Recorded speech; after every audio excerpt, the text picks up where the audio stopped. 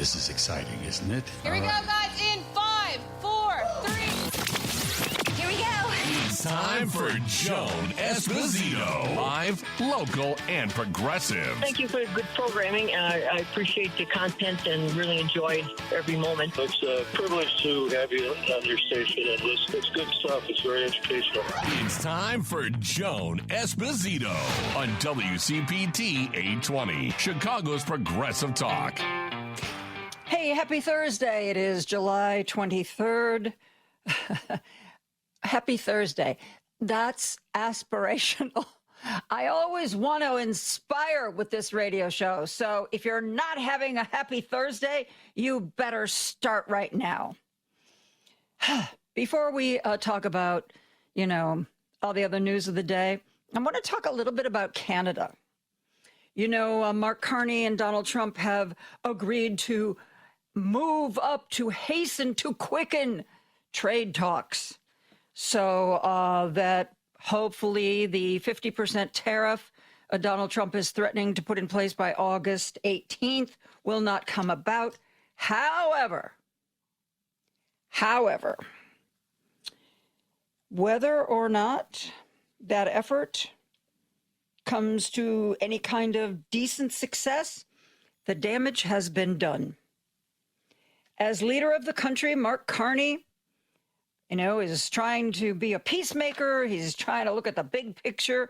But the premiers of the various provinces in Canada, they're done.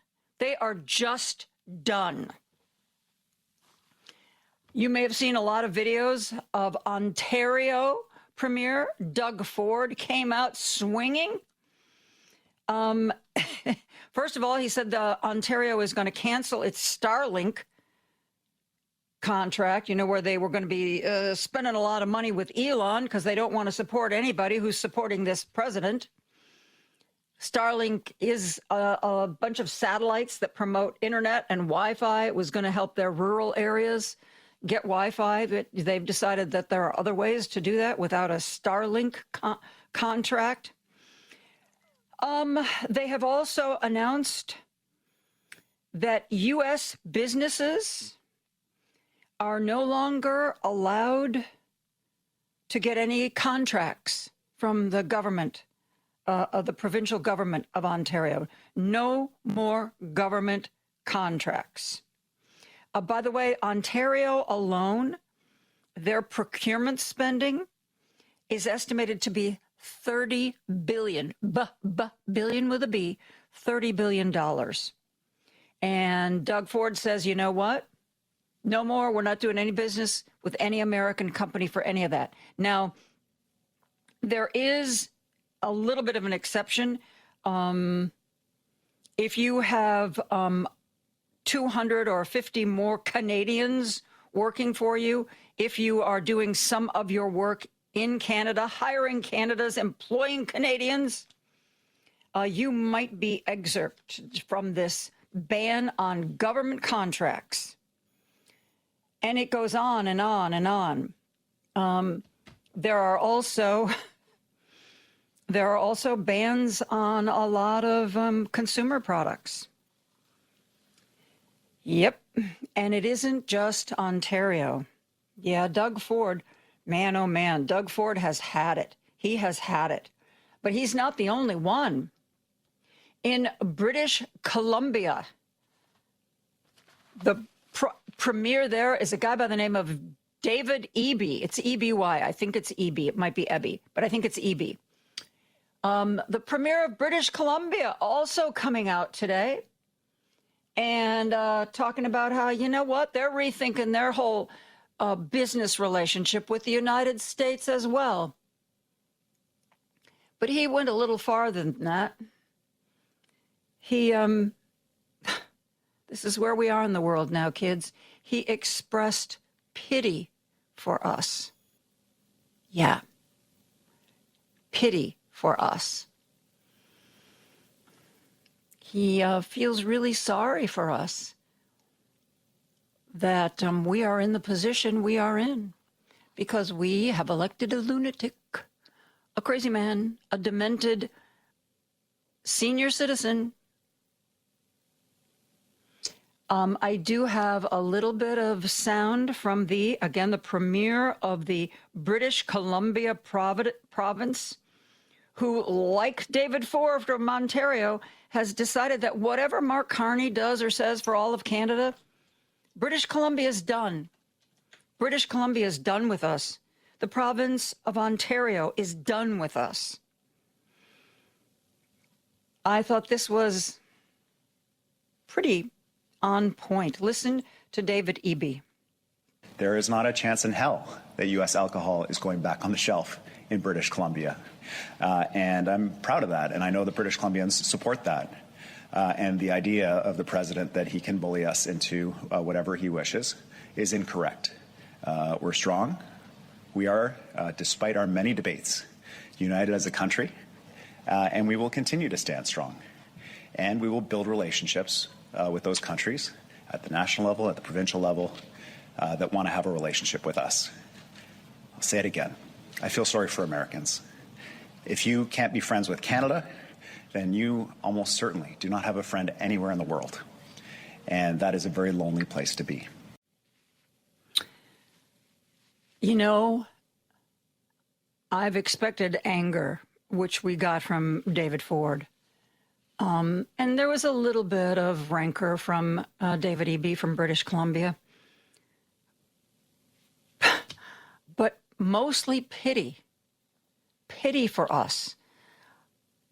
In less than 2 years of the Trump presidency, we have not only gutted our country, gutted our government, gutted any kind of moral code that anybody was ever expected to live by, we have quite willingly sacrificed our position as a superpower.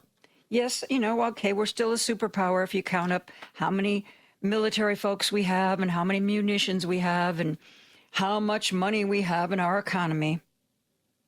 But are you really a superpower if no one believes you and no one trusts you? Are you really a superpower if even your allies are trying to work around you? Or perhaps, are you even a superpower if you don't have any allies anymore? These are questions we all need to be thinking about. And regardless of who we elect next time around, we got a lot of work to do. You know, later today I'm going to be speaking with Brian Tyler Cohen. Brian has written a new book about what are we going to do in a post-Trump world. First of all, I know we have to get there. That's going to be the first hurdle. We have to get there. But after we get there, what do we do? Okay. So whether or not Mark Carney is willing to sit down and talk with us, I have a feeling Ontario and British Columbia are the tip of the iceberg as far as provinces, having a little tough time with that, provinces are going to just say, you know what, you're too much trouble. You know what, this is just not working for us anymore. And they are absolutely right. Who are we? I mean, God help us. Let's go back to the war against Iran that we started that has now escalated to it is Bab al-Mandab has closed, Strait of Hormuz has closed. I read there's an energy expert that writes sometimes for Forbes magazine, and he posted today that this is a perfect storm. If you look at the energy crisis created by this war at its worst point before this, he said where we are now is 3 times as bad as that.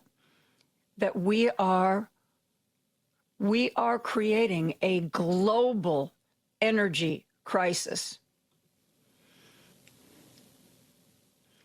Wall Street Journal, reporting today, oil prices, $100 a barrel. And who knows where it'll stop.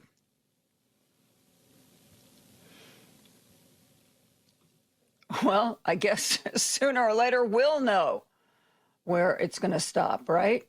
Whether we want to or not, we are going to learn where it stops. Tim Kaine, the Virginia Democrat, was on MS Now with Jacob Soboroff last night.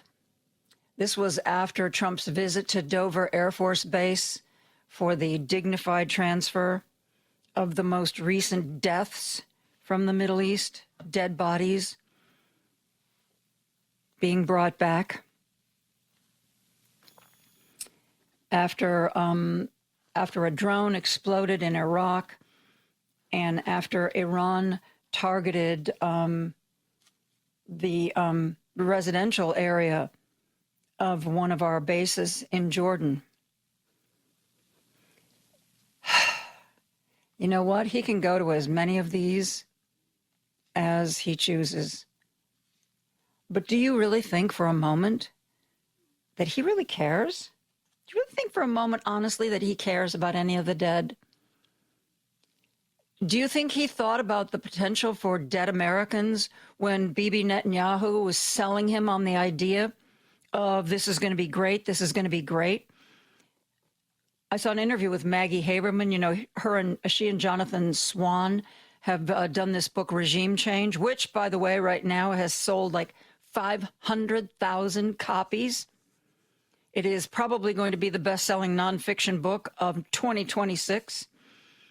Apparently, Benjamin Netanyahu was allowed into the Situation Room with some of Trump's leaders, where Netanyahu pitched this whole regime change is just so close in Iran.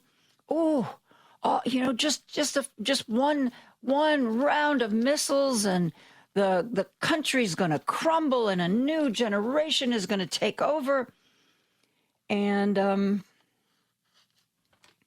apparently after Mr. Netanyahu left, we've heard before that J.D. Vance argued that we should not bomb Iran. Apparently, Marco Rubio told Donald Trump that everything that Bibi Netanyahu had just told him was untrue, was crap, was farcical, is one of the words. So there were people in the Situation Room who saw this mess coming. Trump didn't want to listen to them. Bibi Netanyahu pushed his buttons, told him this would be easy, and he just had that incredible, easy military effort in Venezuela where with nary a shot fired or hardly any shots fired, we took Maduro into custody. How much harder could it be to bomb Iran? And we've already seen there have been thousands of people in the streets. Surely, if we can take out the leadership, which, Netanyahu says we can basically do it with one military strike, they will take to the streets. They will overthrow the government. They will become a democracy. And I will get that long-awaited Nobel Prize. And the idea that they'll close the Strait of Hormuz, I don't think that'll happen. Because, they'll be too afraid of us. Because, we're big and bad. They'll be too afraid of us to do that. So he got seemingly good advice in the Situation Room, but he chose to ignore it. He liked what Netanyahu was selling. And here we are. We are in a military conflict, and as Tim Kaine said on MS Now last night, we don't know why we are there. We do not know the why of this war. Listen to Senator Tim Kaine. What the parents of these soldiers or the spouses or the kids or the brothers and sisters want to know is why. Why was this necessary? And the president has never been able to answer that question. If you're going to send our best and brightest into a war, you better be able to answer the question why. And he's never been able to do that. No plan, no rationale, no allied support, no consultation with Congress. Hence, deeply unpopular with the American public. And 5 months into a war that he thought would probably last as long as his own attention span, he still can't look these parents in the face and answer the question why. He's not the only one. When Hegseth appeared before a Senate committee, he was repeatedly asked, what is the goal? When will we know this war is done? What is the objective? And he couldn't answer that question. He could not answer that question because they don't know. It wasn't, bobbing and weaving. He doesn't know. Donald Trump doesn't know. It was supposed to be a lightning strike and we were supposed to win and, and everything was going to be great. It wasn't supposed to turn into this. It wasn't supposed to turn into this mess. University of Chicago professor Robert Pape, who's been writing a lot. I think he has at least 2, maybe 3 Substacks now about this whole situation. And he kept talking about something called the escalation trap. Thought for a minute we were going to short circuit that when there was that memorandum of understanding, the ceasefire that Trump insisted was still in place, even though Iran was still attacking other countries in the Middle East. Oh, no, still, ceasefire is still going on. And then it got to the point where he couldn't ignore it anymore. And Trump still says Iran is dying for a deal, dying to talk to us. Okay, well, where are they meeting? Where's the meeting? Is it in Switzerland? Is it in Oman? Where, if they're dying to talk to us, where are those talks scheduled? When are those talks scheduled? Who's going to be at those talks? Okay.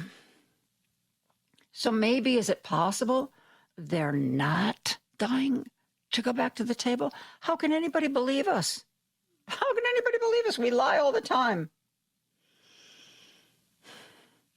I want to share something with you that isn't necessarily anything to do with news that's breaking today or this week. But, by the way, the text line and the phone line are open, 773-763-9278, 773-763-9278. And I occasionally, but pretty steadily, get these texts from people who say, well, why aren't we invoking the 25th Amendment? This is a guy who should be removed from office. I don't know if you saw pictures of him from that rally he did in Georgia. Oh, my God, does he look awful. Oh, my God. His eyes were slits. He was rambling from one thought to another. Anyway, the 25th Amendment. It's not going to happen. Don't put your eggs in that basket. It's not going to happen. And I've said that the cabinet has to be involved and that these lackeys are never going to do it. But apparently there's a second path to the 25th Amendment. It's also not going to happen. It's not going to come to fruition. But Heather Cox Richardson is a historian who has, I think she has the #1 Substack in all of the country. She's just incredible.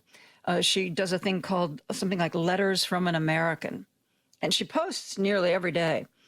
She did an explainer on why the 25th Amendment is not going to save us. And I thought it was very interesting and educational, so I want to share that with you now. This is Heather Cox Richardson. First of all, it would take the vice president, whom Trump chose and who wants to keep Trump's voters, and a majority of the cabinet, all of whom are Trump loyalists, to say that Trump's not okay. And then Trump would say, oh, yes, I am. And then they would say, oh, no, you're not. And then it would go to Congress, and Congress has to decide that he, in fact, is not okay. And Congress is controlled by Republicans. This is why nobody is invoking the 25th. It comes down to the Republicans to do this under this current administration. And hell is going to freeze over before they do that. Part of the 25th says it has to be either the majority of the principal officers of the executive departments and the vice president, or of such other body as Congress may by law provide. And House Representative from Maryland, Jamie Raskin, has called for the House to put together that body to make that recommendation. And he is doing so pretty much, I think, to put a pin in, we want a record of this. We want to be on record saying this guy's not okay. But all that to say, your frantic calls for calling the 25th, I get it. Believe me, I get it. But there's just no reason to think that this group of people is going to do that. They're all loyalists. So there is another path to the 25th Amendment. We don't have the votes to make it happen, but Jamie Raskin has called for an outside body to take this action. It's not going to go anywhere. We don't have the votes, but Democrats are on record. So if anybody says, well, the cabinet didn't do anything, but neither did the Dems. No, actually, the Dems did what they could, but there weren't the votes. That other path doesn't exist right now. One other little, I have time. One other little news item before we move along, by the way, 773-763-9278. I told you the phone lines and the text lines were open, but I don't know if I gave you the phone number, 773-763-9278. Remember yesterday how it was announced that we signed this 30-year deal with Saudi Arabia saying, okay, you can enrich uranium. Yeah, the whole thing we went to war with Iran to try to stop. You can do it because we like you. Well, now today, the word from the White House is no, that's not actually what it said. It wasn't that they can enrich uranium. It's just that, they can maybe, thinking about using it for civilian use. And oh, by the way, there's another line in that agreement, which apparently I think Donald Trump just thought of. This agreement only goes into effect with Saudi Arabia if Saudi Arabia agrees to sign the Abraham Accords.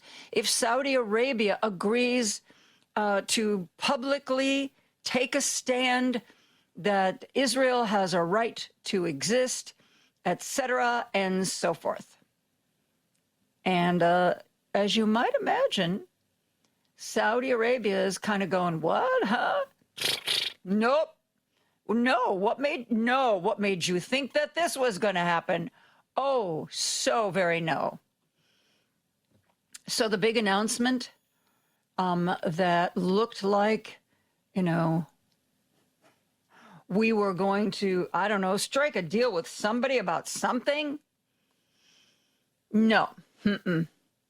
When this deal was first announced, this wasn't a part of it. And then Trump kind of publicly added it later. The nuclear deal with Saudi Arabia is dependent upon them normalizing relations with Israel. Something that they have said is a no-go. So basically, Donald Trump, I don't know, did he offer them this deal and then a bunch of his people said it's a bad deal, get out of it? I don't know. We are going to take a break. We're going to get back with your texts and calls. We're going to talk about the news of the day, the news of the week right after this. This is Chicago's Progressive Talk, 820 AM, WCPT Willow Springs, and online at WCPT820.com, where facts matter. Now back to Joan Esposito, live, local, and progressive on WCPT 820. We are taking your calls and reading your texts. One of the texts that came in is interesting. Remember how Jack Smith was pursuing Donald Trump? One of the many avenues was the fact that he took all those classified documents and they were just stuffed in Mar-a-Lago, including in the bathroom and in the shower. Somebody texted in, how many of those stolen top secret documents are in the hands of the Saudis?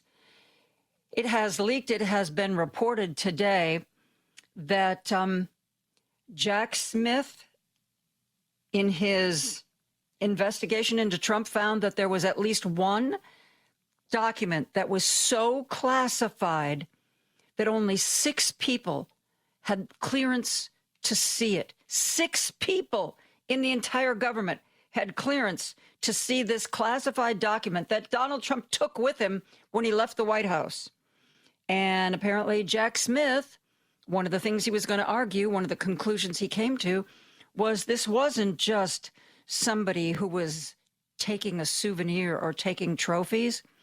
The belief was Jack Smith felt he had evidence to show that Donald Trump planned to use the information in those documents for his financial gain,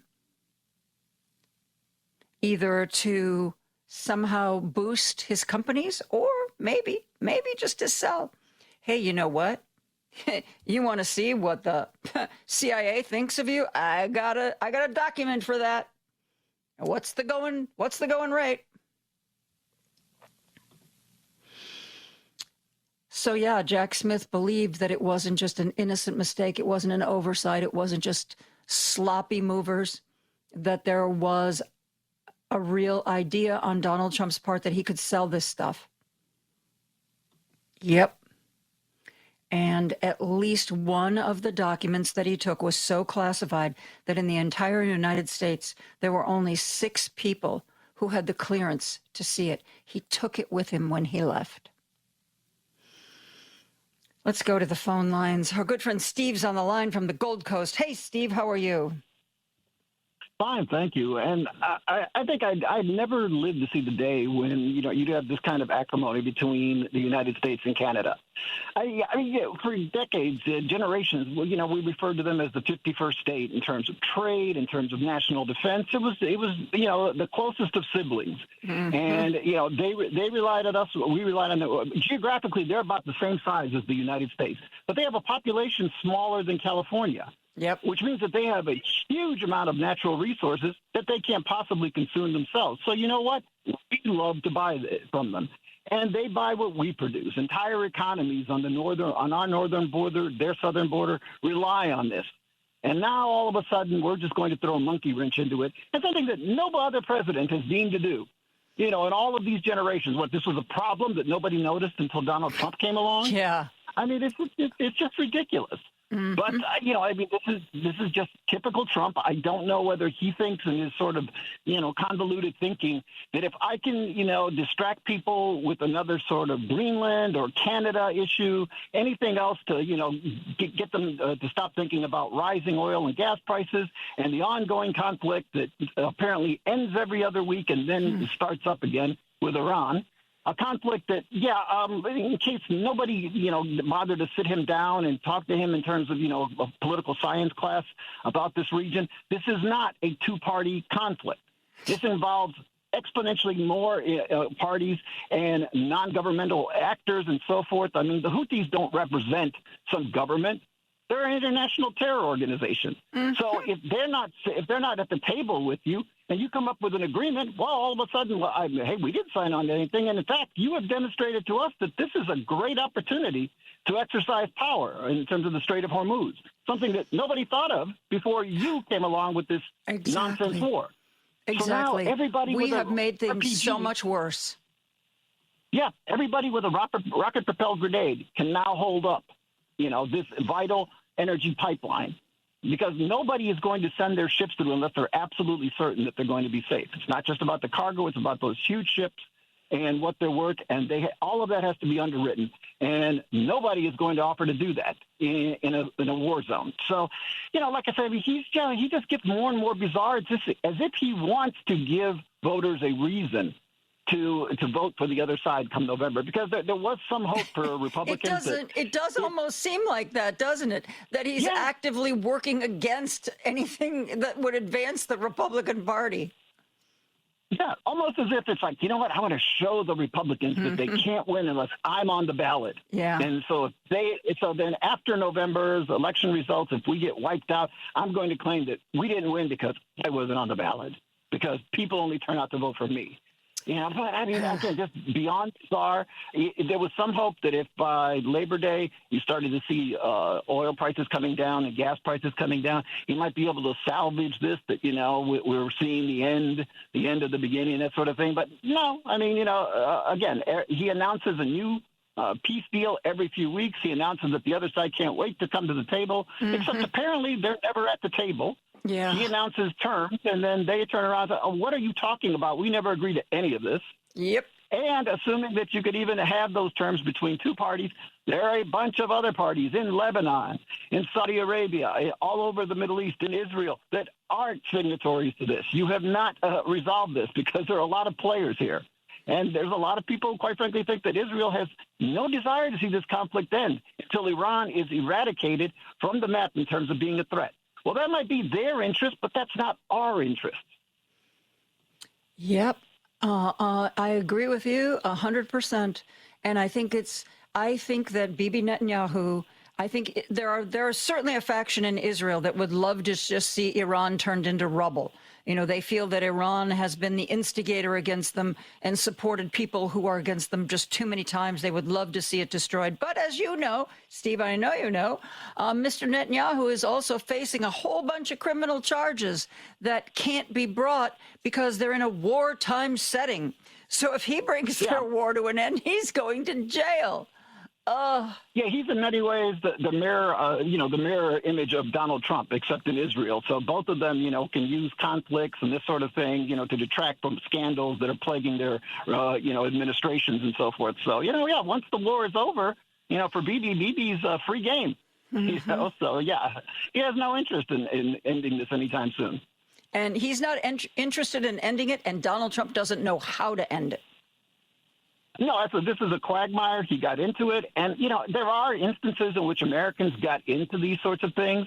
And perhaps there was, you know, a lot of vague information and conflicting information from some really good minds. But this wasn't one of them. Nobody thought this was a good idea.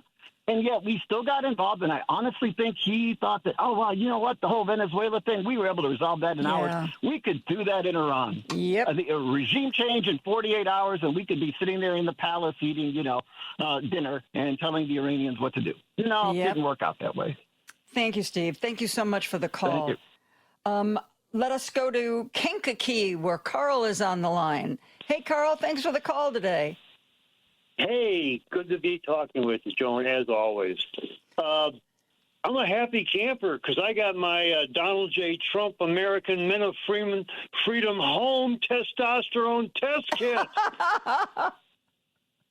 I'm topped off. I'm ready for action. You might be saying that as a joke, but can't you just see RFK Jr. saying, oh, you know, Hegseth's really got something here. Let's have one of these big pharma companies create an at-home testosterone kit. I can see it happening, Carl. And it's going to have Donald J. Trump's name on it, and he'll make money on each one. Oh, God, oh, God. Yeah, but I'm full of action, and action is November. Yes. Eyes on the prize. Yep. Every single day there's going to be a whole bunch of crazy, oh, look here, look at that. Can you believe he did that? No. Today they said, at the top of the hour today, they said that Congress failed to stop Trump's war efforts. Well, who did that? It was the Republicans. It was those fetid pustules that are the Republicans of Congress. Yes. And we need to get rid of them. And anything that is not directed toward getting new people to vote is a sucker's game. The Republicans that Mike Johnson leads, I'm honestly surprised that they can stand up to walk in to the Capitol building because they have no spine. They are invertebrate. So, you would expect them to maybe crawl, perhaps just like ooze, like a worm up the stairs, because they clearly are unable to stand up. You need a spine for that. Supine. Yep. Carl, thanks so much for the call. Always great to talk with you. This text came in. Soon the world leaders of all the democracies of the world will start standing up to the liar in chief we are stuck with. He's now saying we are in a skirmish with Iran. Numbers don't lie. Close to $40 billion wasted, thousands killed, injured for a war of choice. Meanwhile, the grifters keep stealing in plain sight. Our costs are going up, and the Epstein class is protected. The only ones winning are those whose pockets are being lined by this corrupt regime. That is why you have to get out in November. I don't care if ICE is there. I don't care if the National Guard is there. I don't care if it's raining cats and dogs. We have a shot to rein this insanity in, and it could start with winning at least one house in the midterm elections. Donald Trump is going to try some crazy stuff. We have to be ready for it, and we have to stand up to it. We're going to take a break. We're going to be back with more calls and texts right after this. Hey, Google, play WCPT. Streaming Chicago's Progressive Talk from TuneIn. Want to join the conversation? I just wanted to thank your station for consistently reporting the facts. In a world of clickbait headlines, your station is who I trust for the real news. Call Joan now at 773-763-9278 and join the conversation. Joan Esposito, live, local, and progressive on Chicago's Progressive Talk, WCPT 820. I just got an upbeat text from Bob in Gurnee. Look on the bright side. RFK Jr. assures us that the lettuce diarrhea outbreak is under control. Well, if it came from a more reliable source, I would love to hear something like that. By the way, remember the Food and Drug Administration said they found some cyclospora parasites on lettuce grown and sold by Taylor Farms, which sells their lettuce across the country. And then like a day later, they're like, oops, that was a false positive. And some people are a little suspicious of that because I think the company that owns Taylor Farms is a Donald Trump supporter. So who knows what's true. But Taylor Farms lettuce is still for sale in the grocery stores. Taco Bell may have figured out a way to pull it, but it's still for sale. Yep. And, I'm not that brave, but if you decide to go to the grocery store and you buy a big bag of Taylor Farms lettuce, let me know what happens. Let me know what happens. I mean, maybe it'll be no big deal. Maybe you'll be A-okay.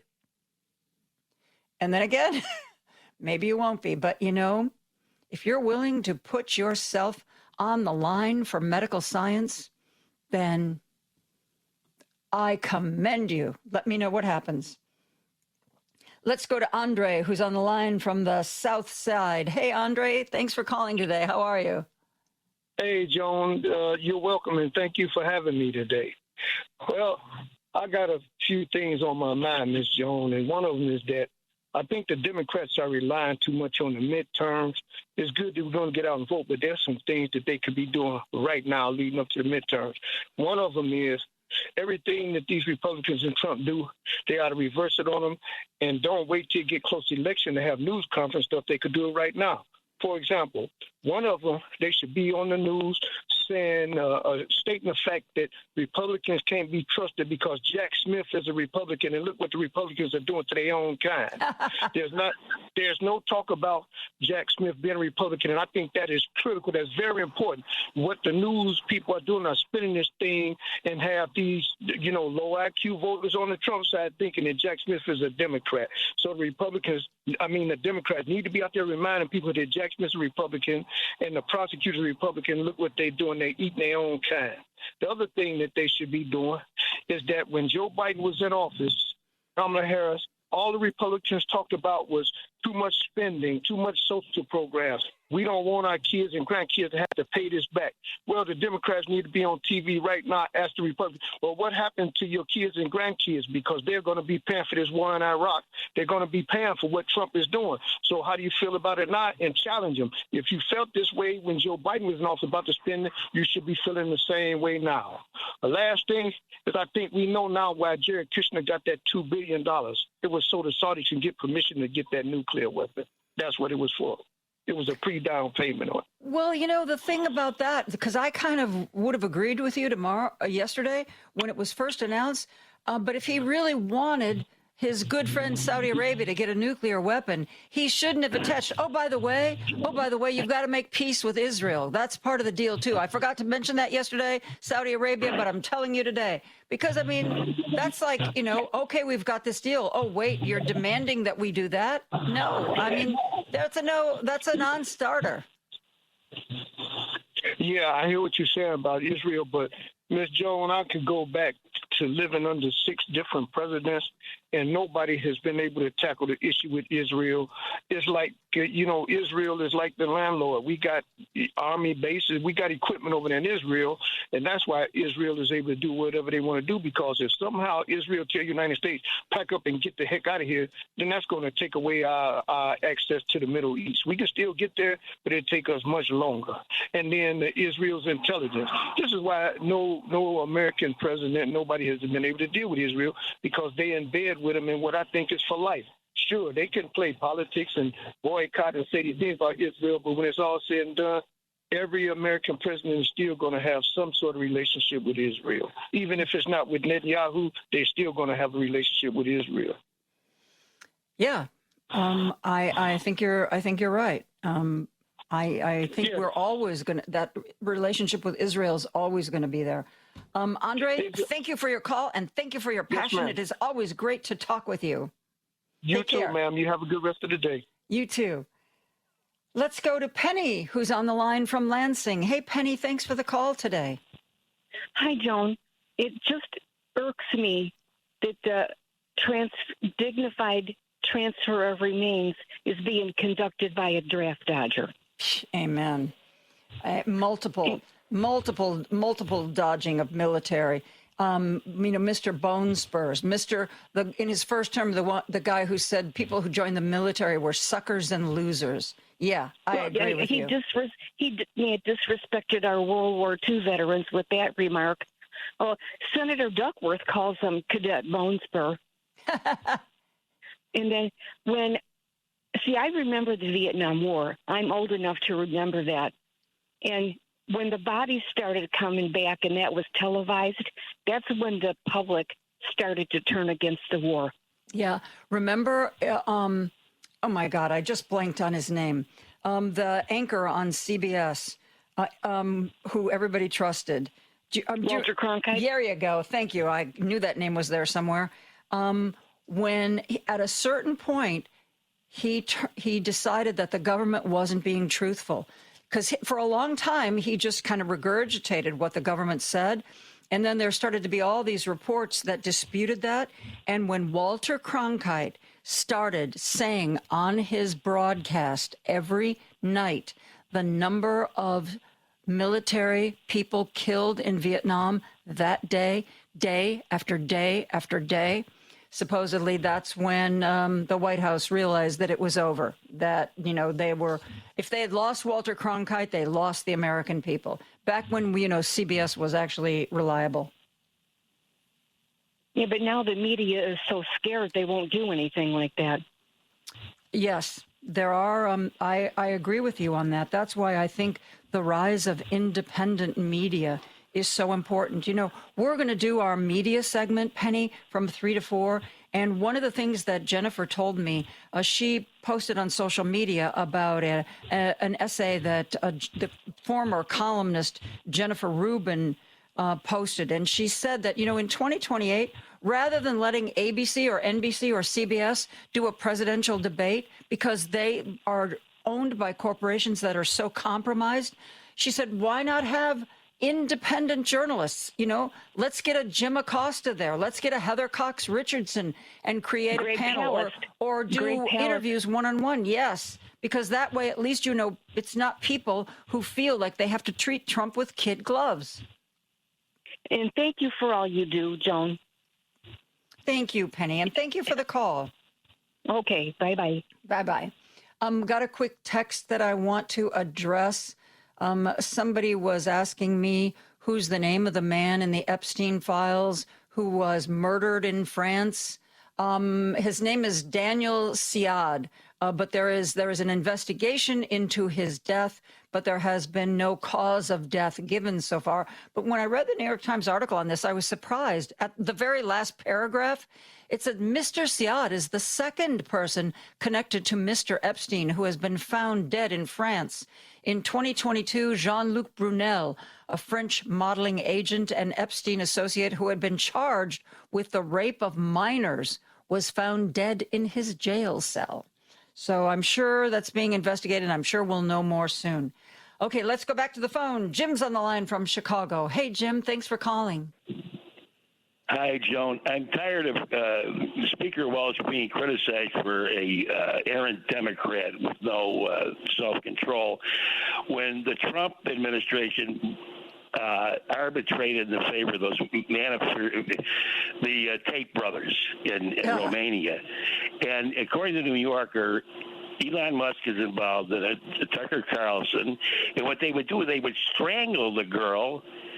They get their kick out of strangling and then rape them. But they wouldn't. I mean, they wouldn't complete the murder, I imagine, because I imagine that you might have to go to jail for that, even if you got millions. I don't know. Maybe you can. Well, one of the women Epstein survivors who was on Epstein's island, the one who said that this was a quote-unquote like prime minister or highly placed government person, and it's believed to be a European prime minister, that he would choke her. That was, and he would choke her while he was raping her. Yeah, right. There's a good time. Yeah, but according to the New Yorker, they did it routinely. I mean, this is routinely, and they bummed. Well, remember there was an Epstein email that referred to "thank you for the torture" video. Oh yeah, no doubt about it. How about and then the poor girl who was with that nutty Trump's lawyer, trying to get some satisfaction out of him. It was just like you might as well be talking to the wind. Yep. I mean, talking to that idiot that's are going to be. What is he going to be? The Attorney General of all things. With no. Well, Todd Blanche. I just read about this morning.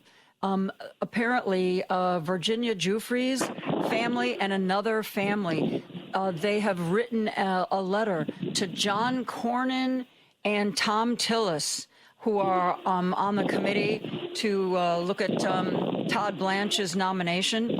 And the letter pleads to them to not send this man into one of these positions of power.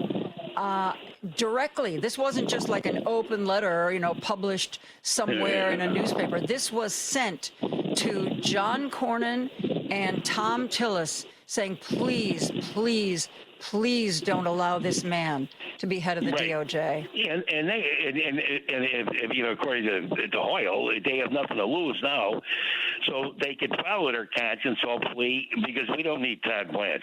That's for certain. The first wasn't he Trump's lawyer when he got convicted on all 34 counts? Yes, he defended him in the E. Jean Carroll case. Remember, he was sitting there? At the desk with the whole E. Jean Carroll thing. Yeah, he's no Clarence Darrow, that's for sure. You think Trump would have said, maybe if I'd have won that case, I would give you a position, but, we didn't really win now, did we? No, I know, my God. Oh, anyway, Joan, I mean, just the hypocrisy of this Republican Party is just amazing. And then poor Speaker Welch has got to defend himself over and over again about this person with no self-control. You can't He's self-control. I mean, either you get it along the way or somehow, Joan. But anyway, if the New Yorker article is true, it's just horrifying. They call it the manosphere. That's what these two idiots. Can you imagine? Yeah. And they got Sadly, I can. How do you have millions of followers? Who would follow two rapists like that? What's going on in the world? Anyway, Joan. Thank you. Thank you, Jim. I wait for that great guy about the war. The guy with the war? Yeah, he's fabulous. I mean, thank you, Joe. Thank you. We're going to take a break for news. We're going to be back with more after this. Remember when you get to work to hop over to WCPT820.com or the TuneIn Radio app and stream The Stephanie Miller Show. Weekdays 8 to 11 a.m. on Chicago's Progressive Talk, where facts matter. WCPT 820, Chicago's Progressive Talk, where facts matter. It's time for Joan Esposito. Live, local, and progressive. Joan, as always, exceptional work from you from, your TV days all the way up to today. You're truly exceptional, and thanks for this great show you have. It's time for Joan Esposito on WCPT 820, Chicago's Progressive Talk. Jennifer Schulze writes the Substack Indistinct Chatter. Mark Jacob writes the newsletter Stop the Presses. We just got some breaking news from CNN and also from the New York Times that the DOJ is withdrawing the subpoenas issued to the New York Times journalists. There were rumors that the DOJ was not only going to go after the reporters, but after their friends and their family members, and now it apparently has gone away. This, by the way, in case you don't know what I'm talking about, there were some New York Times reporters who said that the reason Donald Trump did not fly the Qatari Air Force One home from the NATO meeting is because it lacked certain defensive capabilities, and they were worried that maybe Air Force One would be attacked. Donald Trump said, oh, no, it's just such a great plane. I'm going to send it to Europe so the troops can admire it.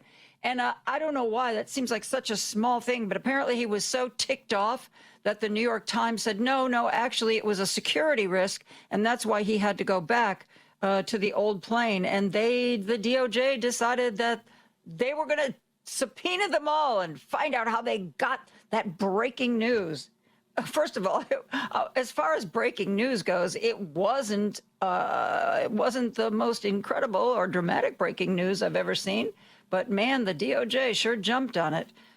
Mark, Jennifer, who wants to start first reacting to this? Actually, I think it is rather incredible. I've been following it for the last, the hearing this afternoon, the live reporting of it. And the things that were said in that courtroom today are absolutely stunning. Oh, I'm not saying that what's happened in the wake isn't incredible. Of all the breaking news, the jet didn't have defensive capabilities. And that's what they lost everything over. That's what they lost their lunch over. It just seems like it wasn't like, oh my God, there's a secret deal with Iran, Anyway, go ahead. I didn't follow this afternoon. What did you see?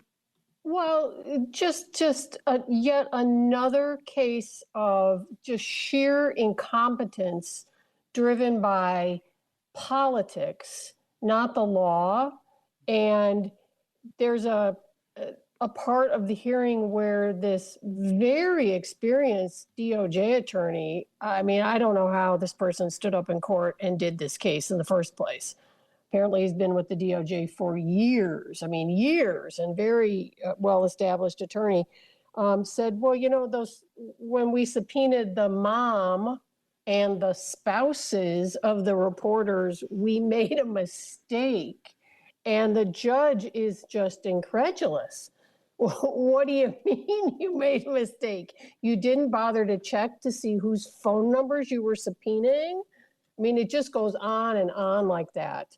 I don't think it was a surprise that they withdrew them for now. And it isn't a surprise that they're incompetent, but it is just a remarkable thing to see how this administration continues to go after the press and how many people are willing to help them do it.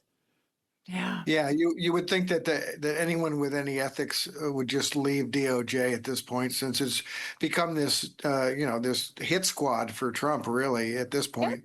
But Jennifer, my feeling about it is that I don't think they expect to win these kind of legal cases. I mean, they lose and lose and lose, but I think it's all part of government harassment of the news media. And I think that the harassment is the goal in itself. If they lose the case, it gets thrown out, or they get embarrassed and have to withdraw. I think that they think, well, we accomplished what we wanted to, which is to intimidate members of the press and discourage them and tell them that they're going to have a big legal hassle if they do their jobs. Yes, intimidation is job one here, right? We're calling you out. We're showing up on your doorstep. We're grabbing your mother-in-law's phone number and looking to see who she called and if you called her and all of that. The intimidation is the thing. I completely agree with you. I continue to be shocked at how many people are willing to go along with it and help Trump do this. I have the bio for the attorney, Deputy United States Attorney Sean Buckley, the guy who stood up in court and made this flimsy argument, was most recently the co-chief of the DOJ's Terrorism and International Narcotics Unit. He's been with the Department of Justice for over a decade. He's been working on international investigations involving terrorism, economic espionage, anti-money laundering across Europe and Asia. And this is the guy who decides, I'll take that case. And I will do that. And I will help Trump intimidate the New York Times. That, it just continues to just blow my mind. Yeah. Well, there was a long time a government lawyer. Remember in one of the court cases about ICE, it was subtle, but there's this guy who was in the case for the government, and everybody sort of agreed that the person that ICE was going after should be like left alone while everything is getting figured out in court. And the prosecutors said, well, my client wants me to argue for keeping him incarcerated. And that's never, he's the government. He represents the government, but he wanted to disassociate himself with the government. And I thought that was, it was written up in many of our local papers as almost insubordinate for him to say this. You have to feel a little bit sorry for these government employees who, maybe, close to retirement, or they're, in their 50s and they don't know how they're going to get another job. And here they are doing what used to be a really high profile, prestigious job. And suddenly you've turned into a fascist enforcer agency. And, and this is, in any line of work, journalism, government, anything, you got to know when you have to quit. And some people have, or some people get fired. Hegseth seems to be getting rid of any high-ranking officer who disagrees with them on anything. But people need to not stand for it. They need to not be the face of this kind of horrible behavior. To that point, the New York Times earlier this week had a story about the impact of all of this crazy Trump stuff on the U.S. Attorney's Office here in Chicago. And to the attorney's credit there, many have quit. So many more than I was aware of until I read this New York Times piece. Said that all 7 section heads in the criminal division left in the past year. Many of their successors and deputies also left. 100 prosecutors who used to work in the office have written a letter about how corrupt the office is right now. So people are leaving, and that's great that they're standing up and saying, I'm not going to be a part of this. But boy, too many people are still standing by this guy's side, and it is remarkable. It is remarkable. And, you said that the prosecutor was like, "Oh my goodness, it was a mistake." Okay, well, that might be going after their families, but they dropped the subpoenas against the reporter. What was said about that? Well, the judge made it very clear that that he was about to quash them, that they had not, done what you're supposed to do in this process. So they were like, okay, we'll take it back. That gives them the option. They can, bring them back. It's not over. My guess is it is over, and they've done what Trump wanted them to do. But by withdrawing them, it's my understanding they can refile them.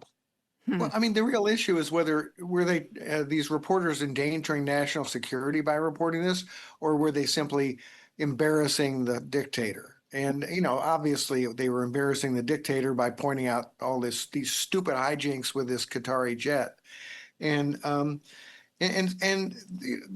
this is something the government obviously wants to prevent leaks, sometimes for good reasons, sometimes for bad reasons. But the press is one of the few businesses that's mentioned in the Constitution, and it needs to be protected. And reporters who are just doing their jobs, trying to find out information for the public, need to be protected too. So there's really a high bar on when you go after the press for accepting a leak. It's different if a reporter, I don't know of a case where this has ever happened, but if a reporter climbed into an office and stole something, yeah, you might have a case. But if a reporter is just doing their job, calling people, trying to run down leads, and someone tells them something that the government thinks they're not supposed to know, I mean, that's just good journalism. That's just good reporting, and it very often benefits the public. Yes, 100 times yes. And I really, I thought it was wonderful, the fact that the management of the New York Times came out and said, you know what, we're behind you 100%. We're going to go to the mat on this.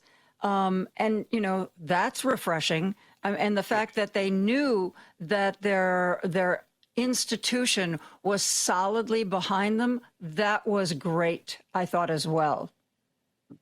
Yes, not all of the reporters and other staffers at news organizations in the country probably can say the same thing about their bosses. Yeah. Right. Well, isn't it that Washington Post reporter who's the one that's being levied an $800 a day fine because she won't reveal her sources? I haven't heard the WAPO. Is that she's formerly CBS, right? And Fox? Former Fox. Former Fox. Yeah. No. Yeah. She's not at the Washington Post. Okay. But there was another reporter at the Washington Post whose home got raided, right? Right. Yeah. I mean, this is really, honestly, this is what drives me crazy with this White House Correspondents' Dinner happening tomorrow night, that you would have reporters having honored guests of the president when, in case after case after case, Donald Trump tries to subvert the free press and tries to harass them, lies to them, ridicules them, calls female reporters piggy and ugly, and just could not be a worse person about the First Amendment. I mean, it's dictator stuff. And that's why when, mainstream news organizations try to act like everything's normal in Washington, and hey, once you come over for a nice dinner at the Waldorf Astoria, it's embarrassing and shameful. Yeah, it absolutely is. And I want to talk a little bit more about that White House Correspondents' Dinner that's supposed to take place tomorrow. We're going to take a real quick break. Jennifer Schulze, Mark Jacob, and I will be right back after this. This is WCPT 820, where facts matter. Now back to Joan Esposito, live, local, and progressive on WCPT 820. I'm joined by the author of the Substack Indistinct Chatter, Jennifer Schulze, and the author of the Stop the Presses newsletter, Mark Jacob. This Friday, which I believe, I am old, I believe it's tomorrow. Time is fluid, but I'm pretty sure Friday's tomorrow. There's going to be the rescheduled White House Correspondents' Dinner. And is Donald Trump still scheduled to speak? Yeah. So the guy who's going after news organizations, who hates the free press, of the White House Correspondents Association, is going to go there and honor him. Okay, that makes sense. Yeah, and he's going to give a speech, and he said last month, he said, well, I was going to really give a tough speech. As you remember, it got postponed because of the gunman coming in and disrupting things. And they rescheduled it, and Trump said, well, I was going to give a real nasty speech, but I don't know if I'll give a nasty speech this one. So being kind of a carny showman, he wants people to wonder, is he going to go in there and blast the news media or what? Mm-hmm. And I don't know. I'm really not all that curious about that. I just think the very act of him going in there and being treated like an honored guest by journalists who have been just horribly abused by him for years it's such self-victimization. It's like it's ridiculous. Well, he never, correct me if I'm wrong, but when there was the shooter, wasn't that the first correspondence dinner he'd ever attended? Because when in his first term, he knew that he didn't want to be made fun of, so he didn't go.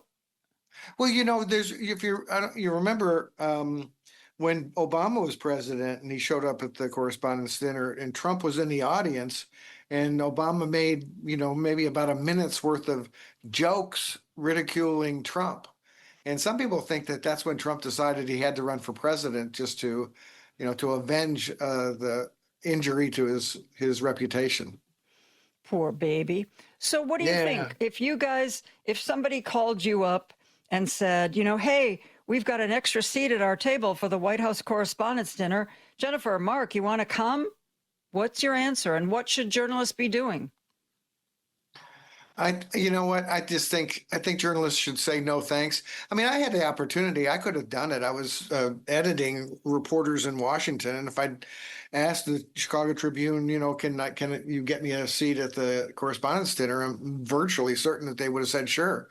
I just never asked, and I didn't want to, because even before Trump, it was a situation where journalists and the politicians they cover were clinking champagne glasses together, joking around, hanging out the same tables, partying together, and it was just an unseemly sight. It's either it's either cover politicians or be friends with them, but don't do both. Mm-hmm. It's just not right. Well, it's not like there's not another option if journalists want to get together and celebrate freedom of the press and good reporting and all that. We've probably all been to events that do that. In Chicago, when they have the Emmy Awards, as is the case around the country and with the national version of it, it's not a schmooze with politicians. It's a get together with journalists, and we talk about journalism. Right. There's many other organizations and events that do the same thing. There's something unique about this one, being at the heart of Washington D.C. and the involvement of the politicians, that makes it particularly cringy.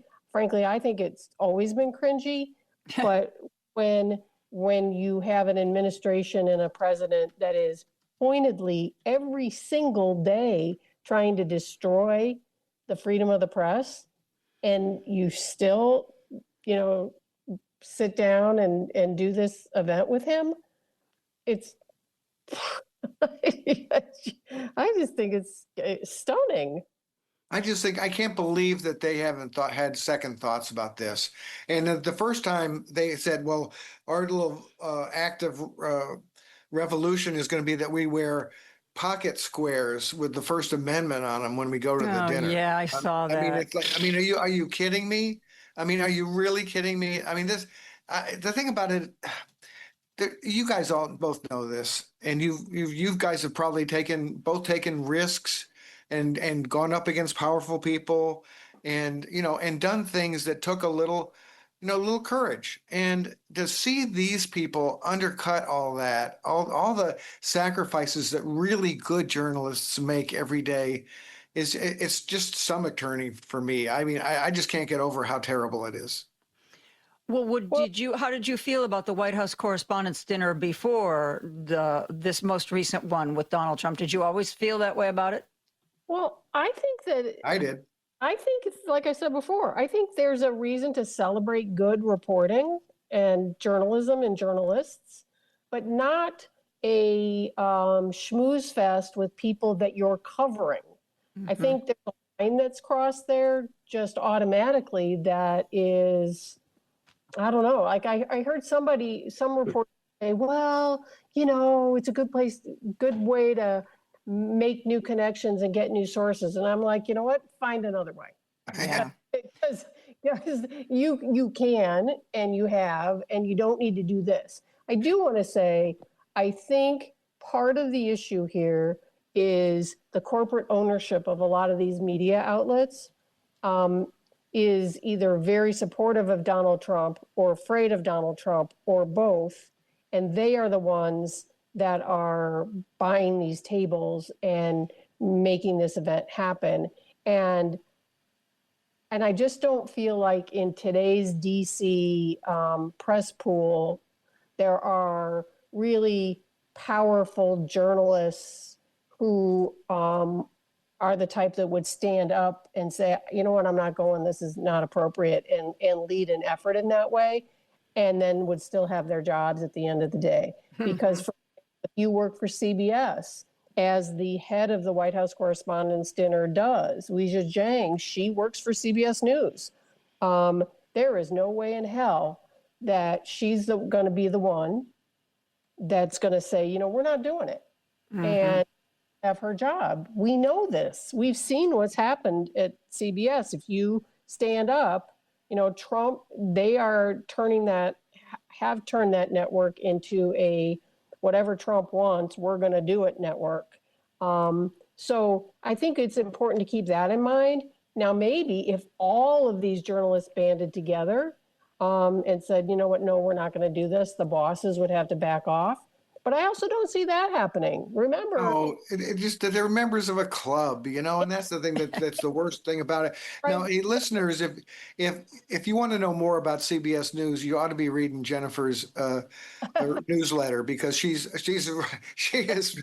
If there's one subject that she's appalled by, it's how CBS has immolated itself. And she writes really well on it. And Jennifer, that CBS News has kind of made its mission to increase its access. That's what Bari Weiss thinks she's doing, is getting more interviews with the insiders in the regime. And you know what? I mean, you can get fewer interviews with the insiders and still do a much better job. Yeah. Guys, I want to talk more about CBS, as we always do, but we need to take a break. Jennifer Schulze, Mark Jacob, and I are going to continue to talk about the media right after this. This is Chicago's Progressive Talk, 820 AM, WCPT Willow Springs, and online at WCPT820.com, where facts matter.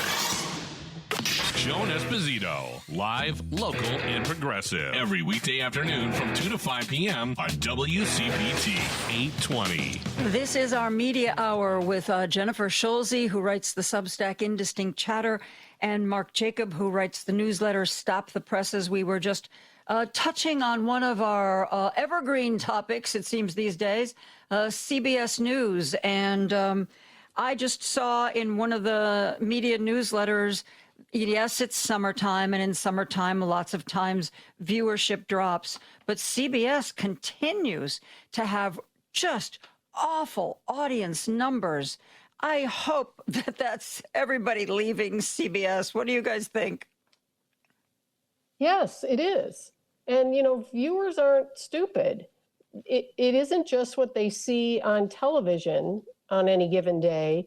It's what they hear in the news. And you cannot escape the coverage about how captured CBS has become and what a pro-Trump effort it is making every single day.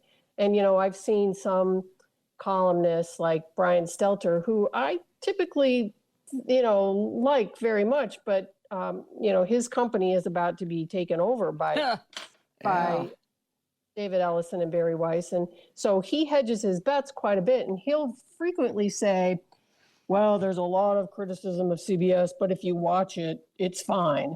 And I would argue, no, that's not true. If you watch it, it's not fine. But even if you don't watch it, there's so much in the atmosphere about what they're doing on any given day And people hear that. They don't even have to see it. They know that that's not what they want. And CBS has a very traditional news audience. And they're running for the hills. I mean, every month, the CBS Evening News and the CBS Morning News, and those are the two biggest daily products that this network puts on the air. They are shedding viewers, and in historic fashion, they are breaking records every month by how the ratings are falling. And it happened before summer. So I think it's a trend. And, viewers don't like it. I think it's similar to what happened to the Washington Post. It may not have been reflected in the day-to-day reporting of the Washington Post, but people knew that they didn't like what Jeff Bezos was doing to that paper, and they left it in fashion. I think the same thing's happening to CBS. Yeah, I read that they were having some of their worst. Well, this was a while back, months ago, so maybe it's improved. But I've read that the Washington Post had its worst subscriber numbers practically since it was launched. Yeah, it's a shame because there are still good reporters there. But I quit because their opinion side is it's just designed for Donald Trump, not for me. And I just want to point something else about CBS News. It's not just that that the buzz is bad or we just don't like the way they present things. Scott Pelley, who of 60 Minutes, who ended up getting fired from 60 Minutes or quit, whatever, who's not exactly a wild-eyed radical, said that he was under pressure in reporting about the murders, the ICE murders in Minneapolis, that he was supposed to say that Renee Good was steering her car toward the officer, which wasn't true. And they were also under pressure to get, quote, more violent, unquote, video of protesters. So this has real impact in how news gets reported. Absolutely.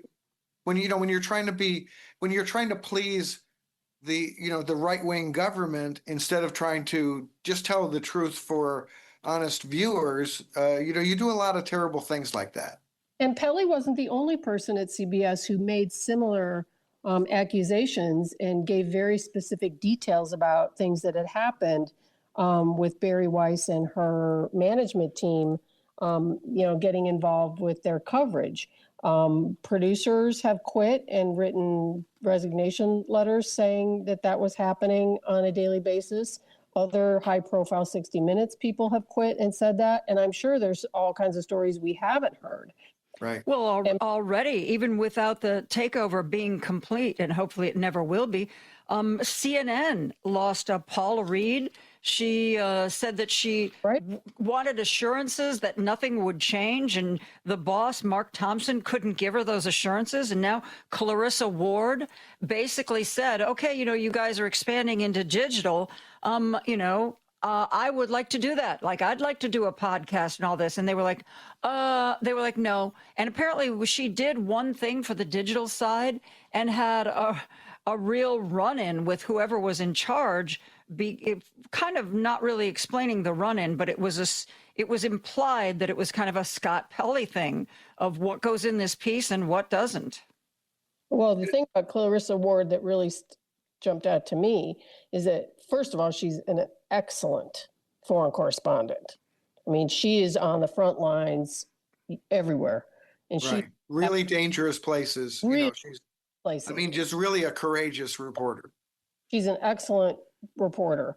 And she refused to sign a long-term contract because she's concerned about what she's seen happen at CBS to their news coverage and to their correspondence. And I don't blame her. And I would say we should watch where she goes. And Mark's written about this. I think, the beneficiary of a lot of this is going to be MS Now, which is really beefing up its news team, hiring, hundreds of people and really getting into the news business. And I think, depending on whether Paramount's allowed to take over CNN in the end, we could see a real shift here with, MS Now ascendant as more of a news cable network as opposed to an opinion one, which I think it's mostly been known as, and CNN, who the hell knows? Yeah, really. Really. Jennifer, this sort of ties into a little bit toward what you reposted on Jennifer Rubin's behalf. Maybe when it comes to 2028, the presidential candidates should stay away from the CNNs and the CBSs and the NBCs and the ABCs, because you're, what we've talked about, when you're owned by a corporate entity that has other matters that the White House has to sign off on, they are not interested in having a news organization that angers the very president they're trying to get something from. Right. So for the folks who aren't familiar with Jennifer Rubin, was a longtime columnist for the Washington Post, and she left a while, within the last couple of years, and started her own news organization with Norm Eisen called The Contrarian. And she says today, her column is about what do Democrats need to do to win in 2028. And one of the things that really jumped out to me was this: don't fall into that pattern or habit of doing these network debates because, first of all, these billionaires and corporate owners, are captured by Trump. So they really, aren't going to be, doing you a favor here, probably. Mm-hmm. Said, you know what, break out of that. Do something different. Do things that are innovative. These 12 people on a stage and 3 network correspondents who have any manner of complications and contradictions based on their company ownership, maybe that's just not the best way to get your message out. And she recommended, what about non-traditional moderators like Heather Cox Richardson or economist Paul Krugman? And I just think that those are really interesting ideas.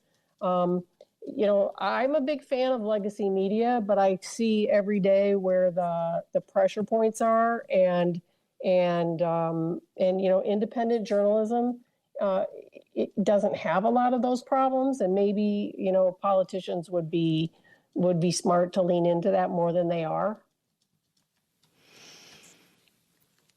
Well, I think that they're starting to do that. Have you guys noticed how, especially Democratic senators, they seem to have figured out how to use social media? So many more are like, I just came out of this meeting with the Intelligence Committee, and, let me tell you that I'm really disgusted, over and over again. And then it's a vertical shot. So I don't know, maybe they're doing it for TikTok and I just see it elsewhere. But it seems to me that, supposedly, did you read where Trump supposedly has mandated that his cabinet all be on TikTok? Mm-hmm. But it seems to me that at least the Democratic senators have figured out that social media can be their friend. Right. Well, don't you think that that Trump picked all the members of the cabinet just because they could go on television? I mean, it wasn't for their television. Yes. I mean, really, some of them are from television, like Hegseth. He certainly didn't pick Hegseth because he had a good head on his shoulders. It was more because he could, look macho on weekend Fox News. Mm-hmm. But, I think that you are seeing a little bit more activity by Democrats to actually, be more expressive, more telegenic, and just less equivocating, less, and I think AOC has led the way in this, and because she's always been a straight talker and not afraid to say things, while, some Democrats were just afraid to just step out from this, the womb of centrism. And so I think, you're seeing that. John Ossoff, by the way, I think he's really making an impact with what he's saying publicly at town halls and things like that. And a lot of those are turning into really well followed social media posts. Yeah, absolutely. He has been taking the Trump administration to task. And we have to get to a break. But real quick before we go, I did not watch Trump's big rally or whatever the heck it was supposed to be in Georgia. But I've seen short video clips and I've seen stills, and I must say I have never seen him look so bad. It was like he could barely open his eyes. Oh, the short clips I listened to, he was rambling, seemingly from one thought to another thought to another thought, without ever completing any of his thoughts. I thought it was, I know that, he's a guy who's in decline, but I thought this was really, really jaw-dropping. Any thoughts? Well, I have only seen a couple of clips, and honestly, I think he looks pretty bad all the time. I didn't notice. I didn't watch an extended view, so I don't know. Well, one of the things he was doing today was really bragging about stealing Venezuela's oil. It's like he thinks that all Americans are going to think, wow, it's great that we're going to foreign countries and stealing their property. That's fantastic. What Keep a on man. doing it. He must be a real what a guy. man.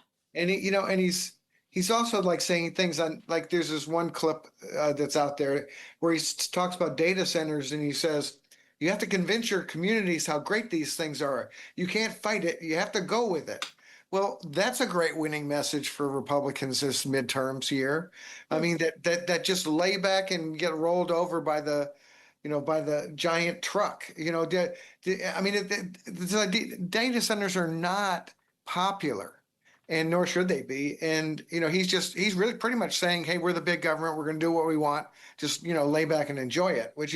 It's just creepy and not politically savvy. I mean, it's just, he's saying a lot of crazy stuff. He's also saying, for example, the Iran war was going better than anyone expected. And America supports what world? it. Mm-hmm. And in the what people world? of this country support it. Yeah, right. Oh, yesterday he was citing a poll saying that, the American people support this war. And again, no reporter said, wait a second, what poll? Mm-hmm. Everything just moved on. But, there's no poll that says that. You've got to be kidding me. The polls are actually showing the Republicans have turned against it. Yeah. I mean, this is the most botched, terrible war since the last botched, terrible war, that the U.S. did. But this is. I mean, there's no point. There's no end game. There's no exit strategy. There's no. This is just like going to just drag on. And oil is over $100 a barrel now today. Mm-hmm. And then how many soldiers have been hurt and killed, and there's apparently a lot of reporting to suggest that we really truly don't know the real extent of that. Right. And on that, like Seth, got very belligerent and operational security and all of that, but it looks like a lot of soldiers. I mean, we lost 3 soldiers this week. And I saw a report that said over 100 had been injured, and they're not telling us the truth about that. Yeah, I think there was something in the Wall Street Journal, and it said, well, the Defense Department isn't obligated to give us the numbers of people injured. But I think the Wall Street Journal estimated it was something like 480 injuries. Now, whether that's injuries where they lose a leg or injuries where they're able to go back and fight some more, that wasn't anything that I saw. But yeah. I thought that was really, really interesting. And did you see Ted Lieu? Who was he talking to? Oh, he was talking to Waltz, that guy who got fired because of Signalgate, and was testifying before Congress, the guy who apparently added a journalist to a classified text chain. And Ted Lieu was like, how many people have been hurt? And he was like, well, I'm pretty sure it's 100 or more. And Ted Lieu goes, you don't know. Let me tell you, it's like 485. And you don't know this just, because like you're incompetent, which is the same reason Donald Trump fired you from that other job. Right.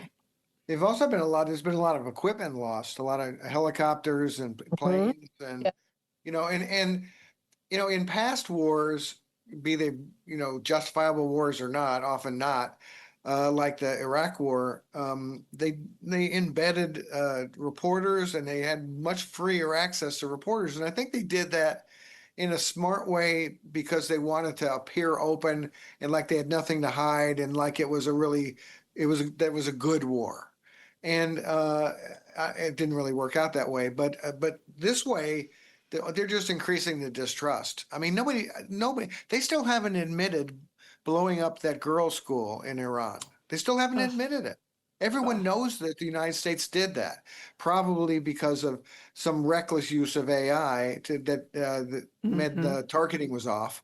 But why not just go ahead and admit it? I mean, it's gotten to the point where nobody should believe anything that comes out of the Trump administration. That it's just you just have to assume it's a lie, and that's no way to run a war. I mean, there's no way to run a war in which, in a democracy at least, I guess if you just ignore what the people think, you might be able to get away with it. But we'll have to see what happens in November on that. Well, and Mark made a really good point earlier this week that before this briefing this week, we had not heard anything publicly from the Defense Department since May. Right. And that is also, what? The country's a war and you're going to go 2 months without having a public briefing? Incredible. Guys, we need to take another break. I'm talking with Mark Jacob and Jennifer Schulze. It's our regular media segment. We're going to be right back after this. Hey, progressives, it's Richard Chu, host of Chu's Views weekdays 6 to 8 a.m. Central. We're all anxious for the 2026 midterm election to arrive so we can restore some sanity and much-needed oversight to our government. In fact, it's the most important midterm election in American history, and Chu's Views will be in the thick of it, bringing you candidate interviews on a regular basis. I'll be talking to Democratic Party hopefuls running for House and Senate at the federal and state level, as well as candidates for governor and other state and local offices. I am in love with our ability to fight for our rights, to fight for our future, to fight for our freedoms, to fight as our ancestors fought. It's just our moment. This is just our time to stand up and to speak up. We can't give up on this. If you miss any of the interviews live, you'll be able to find them all on WCPT's candidate interviews page at heartlandsignal.com/candidates. That's Choose Views weekdays from 6 to 8 a.m. on WCPT, Chicago's progressive talk for 20 years. You're listening to WCPT 820 because facts matter. Hey, it's Joan Esposito, and I want to tell you about 120 Life. 120 Life is a drink made with ingredients that help support healthy blood pressure. My mom struggled with high blood pressure for much of her adult life, and for many of us, high blood pressure runs in the family. 120 Life is a great-tasting fruit and vegetable drink designed to improve your blood pressure. Put it to the test for a couple of weeks. Check your blood pressure. See if it works for you. Some people reported results in as little as 2 weeks. And I've been enjoying 120 Life because I love a fruit drink that isn't overly sugary. To try it, go online to 120life.com. That's 120life.com. If your high blood pressure doesn't come down in 2 weeks, you can get a full refund.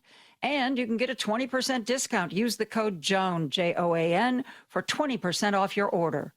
These statements have not been approved by the Food and Drug Administration. This product is not intended to diagnose, treat, cure, or prevent any disease.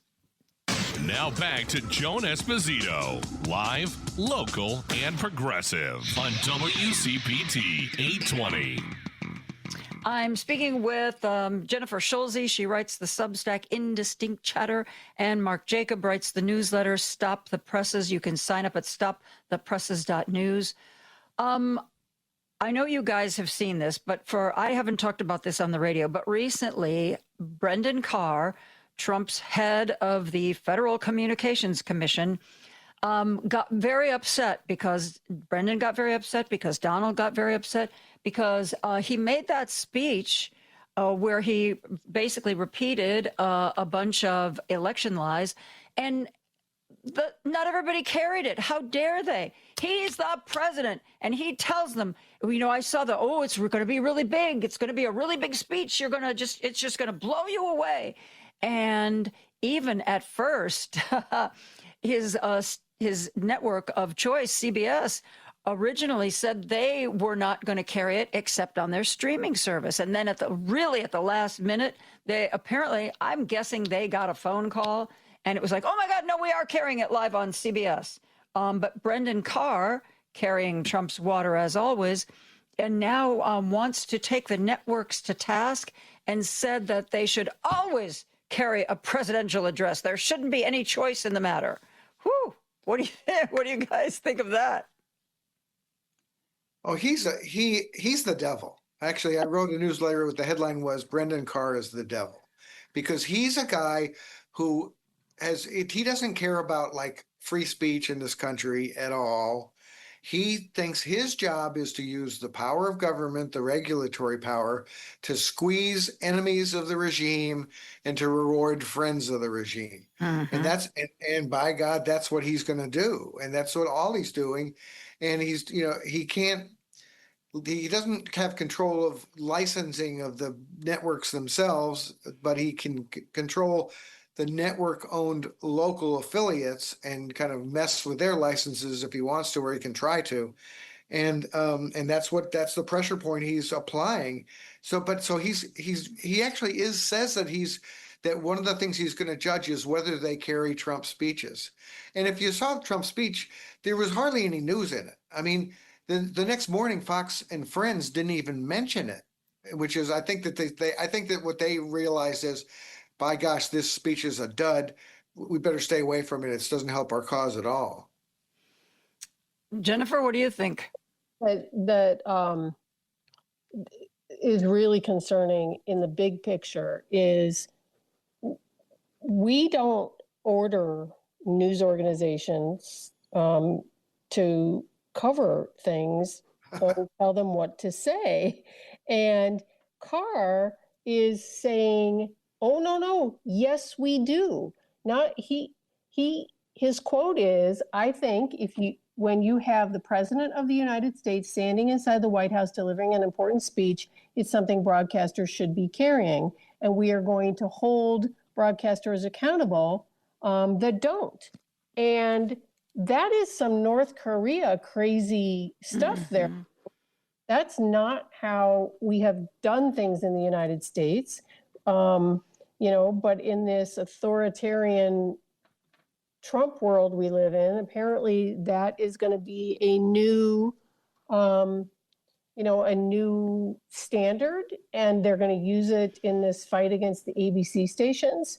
But it's important, I think, for listeners to know just how insane that is, and that, the freedom of the press has allowed media organizations to make these choices on their own, not be ordered by a government entity, or including a about what to say and when.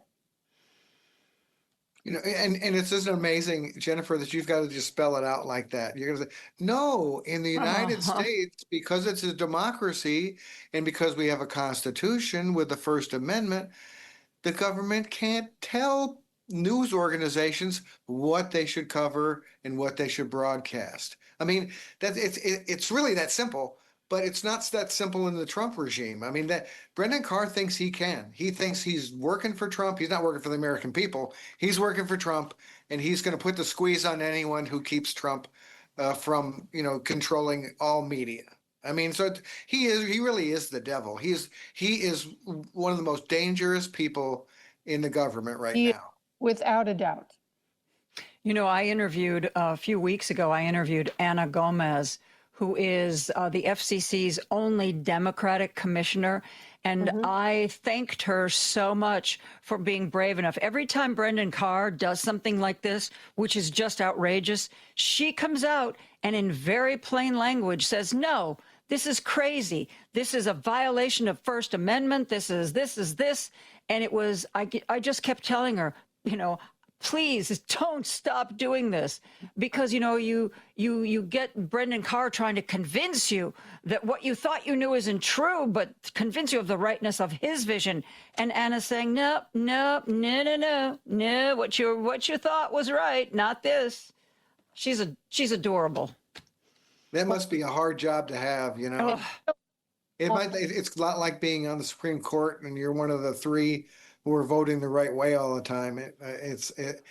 Mark, one of the interesting things, because I said to her, so I'm guessing like that you and Brendan Carr, don't go out to brunch together or exchange a lot of pleasantries. And she said, actually, we get along really well. You know, she said most of what the FCC does isn't the stuff that makes headlines. And most of the time, you know, we agree. It's just, you know, sort of like when he goes off the rails, I'm not going to go with him. So apparently there's it's not the contentious relationship that you would expect it to be. You know, Trump, I don't know what her term limit is, but I know it's coming up. Her term expires before Trump's. And I mean, I think Brendan Carr is doing whatever he wants to do, and she is a check on him just from the public point of view, where she's telling us what he's doing and how bad it is. Republicans have more votes on the commission than Democrats, so whatever Carr wants to do, he's doing, and we see that happening. But if she goes away and we don't have her voice inside the room even, because like yesterday when Carr made these comments about networks need to cover the president, she's sitting right there. It's a press conference. They're all there. And so she says what she's going to say. I think it'll be bad when she's not sitting there, because she will not be replaced with a Democrat. Thank you guys so much. It is always so much fun to do these segments. I wish the news were better. I wish we could do a segment where we're like, oh my God, did you see this wonderful thing happen? And this reporter stood up for this, and this other news organization broke all these fabulous stories. And, you know, the fourth estate is really, you know, making a difference. We'll get there. Don't you think we'll get there? I think we'll get there. I hope we get there. Maybe we should do like a segment sometime where we just talk about all the good stuff in media. Oh, let's do that. Because there is some. Let's do that. All right. You think we got an hour's worth of that, or is that like 15 minutes? I didn't say an hour. An hour. Good. All right. Okay. We are on the hook. It's going to be a good news segment. Thank you, Jennifer Schulze and Mark Jacob. We are going to take a break for news and be back with more after this. The Thom Hartmann radio program provides all of the intelligence, information, and insight you'll need to win the water cooler wars. Weekdays 11 to 2 right here on WCPT 820, Chicago's Progressive Talk, where facts matter. Alexa, play WCPT. WCPT from TuneIn. Joan Esposito, live, local, and progressive. Quite frankly, I get most of my news from you. Joan Esposito. Y'all ready for this? On WCPT 820. I am very happy to welcome Brian Tyler Cohen to our airwaves. You no doubt have seen him on his podcast, No Lie, with Brian Tyler Cohen. He has a book out, The Day After: How to Wield Power in a Post-Trump World, a progressive political playbook on saving democracy. It is on the New York Times bestseller list. Brian, thanks for being here. Thanks so much for having me. I appreciate it. Before we get to the book, first of all, how do we get to a post-Trump world? That the is first the $1 million step. question. Yeah. Look, I have hope and faith that we will get there. I wouldn't do the work that I do on a daily basis if I didn't think that there was a post-Trump world.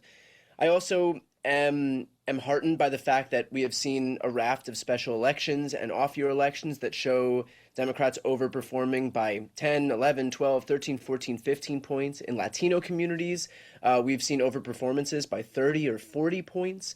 So I think that there are a lot of metrics, at least, that we can point to that show that there is a post-Trump world in the future of this, and that political gravity, despite Trump's best efforts, still does exist. In that post-Trump world, do you think MAGA will still be a force to be reckoned with? Because, you know, a lot of people are writing about J.D. Vance, that he's, you know, trying to be very careful in what he says because he doesn't want to alienate that MAGA base that he thinks he's going to need in 2028. Same for Marco Rubio. But I've heard other people say that once Trump is gone, MAGA will be gone. What do you think? No, I think that MAGA will absolutely still be something that the right has to contend with and that the left has to contend with as well. Look, I think that in large part, there are even elements of the MAGA movement that don't trust Trump. I mean, on the Epstein files, The MAGA movement had predicated so much of its identity on this idea that the Epstein files were something that had to be dealt with, that there are two tiers of justice that allow kind of an elite swath of people in this country to get away with vile crimes. What they didn't know is that Trump himself was one of those people perpetuating that exact phenomenon. But I do think that there are some people who are even able to kind of outflank Trump on his own MAGA agenda. We're seeing Tucker Carlson, for example, hammering away at Trump on the Iran war, on the Epstein files. And so I don't think that MAGA is going to go away. And I think that there are already people who are angling to take it over in the aftermath of Trump. Do you think, one of the things that I say on the radio all the time is that I hope to God that somebody in a Democratic hierarchy is tapping experts so that they can start writing the chapters for Project 2029. Because the reason Trump did so much damage so quickly is he had a playbook. Here's what we're going to do with education. Here's what we're going to do with the Department of Defense. I would like to think that Democrats are preparing something similar, but I have yet to see any real evidence of that. Brian, have you? I haven't, and in large part, that's why I wrote this book, to give something of a playbook moving forward. I argue in this book that the time for universal health care, for Medicare for all, has come. I argue that we need real legislation to combat climate change, which is the existential issue of our time. I argue for a revamped Freedom to Vote Act, where we can finally across the country eliminate partisan gerrymandering, where we can make Election Day a national holiday, and a new Freedom to Vote Act as it's being whittled away right now. I also argue for some structural changes. Like, for example, we need to expand the Supreme Court, because if we're lucky enough to get in a position where we have the House, the Senate, the White House, and can actually pass progressive legislation, it seems crazy and counterintuitive to leave in place a rogue branch of government that can and will veto any progressive legislation the second that it lands on their laps. So I think that, whether we're talking about the Supreme Court, whether we're talking about eliminating the filibuster, we have to show that we are not going to allow these processes and these institutions and these norms and traditions to stand in the way of delivering real, tangible, durable progress that, frankly, Americans are begging for right now. And they're going to keep voting, ping-ponging back and forth until they find a party that's actually willing to deliver. Oh, Brian, I don't know. Medicare for all and, a livable wage, stronger unions. I don't know, Brian. There's a lot of old school Democrats who are saying that's too radical. And if we're that radical, we won't win. As opposed to saying, oh, my God, remember when the Democrats used to be the party of really making people's lives better, improving the middle class? I don't understand the Chuck Schumers of the world who seem so resistant to some of these ideas that should, to me, be common sense. What do you think?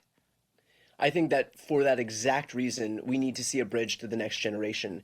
The success of somebody like Zohran Mamdani in New York is that he is piercing this long-held belief that nothing can get done in government because he's doing it. And so whereas a lot of other Democrats in office had kind of used this idea that nobody else can get anything done, and so they've got some cover, now they look at somebody like Zohran, who 5 minutes after taking office was able to fill 175,000 potholes, 5 minutes after taking office was able to pass protections for tenants and fight back against predatory landlords, was able to accomplish licensing reform so that something as simple as being able to sell ice cream didn't require 3 permits. The fact that he's able to do this takes that cover away from other do-nothing Democrats who relied on kind of this global idea of nothing getting done to give themselves cover when they also didn't get something done. So I do think that if you look at the most popular Democrats across the country, the ones who are embracing this idea of fight, the ones for whom symbolic victories and getting caught trying isn't enough, it's younger people. It's the people from my generation, millennials, who've been locked out of power. It's AOC, it's Zohran Mamdani, it's John Ossoff. And so I think that there is a lot that the Democratic Party can learn from these people who aren't there to kind of just entrench the status quo, but instead are there to actually deliver for people so that it's not like you just get into government to protect the institutions of government. You get into government to deliver for the people who sent you there.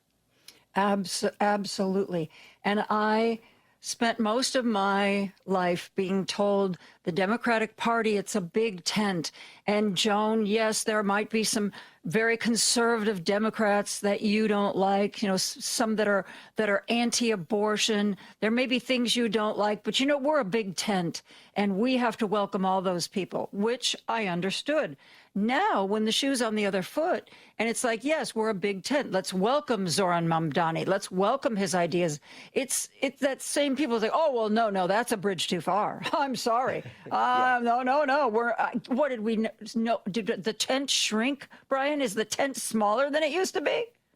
No, I mean, look, I think that for a lot of people, this kind of government where nothing really changes and where you can just entrench the status quo is financially advantageous to them.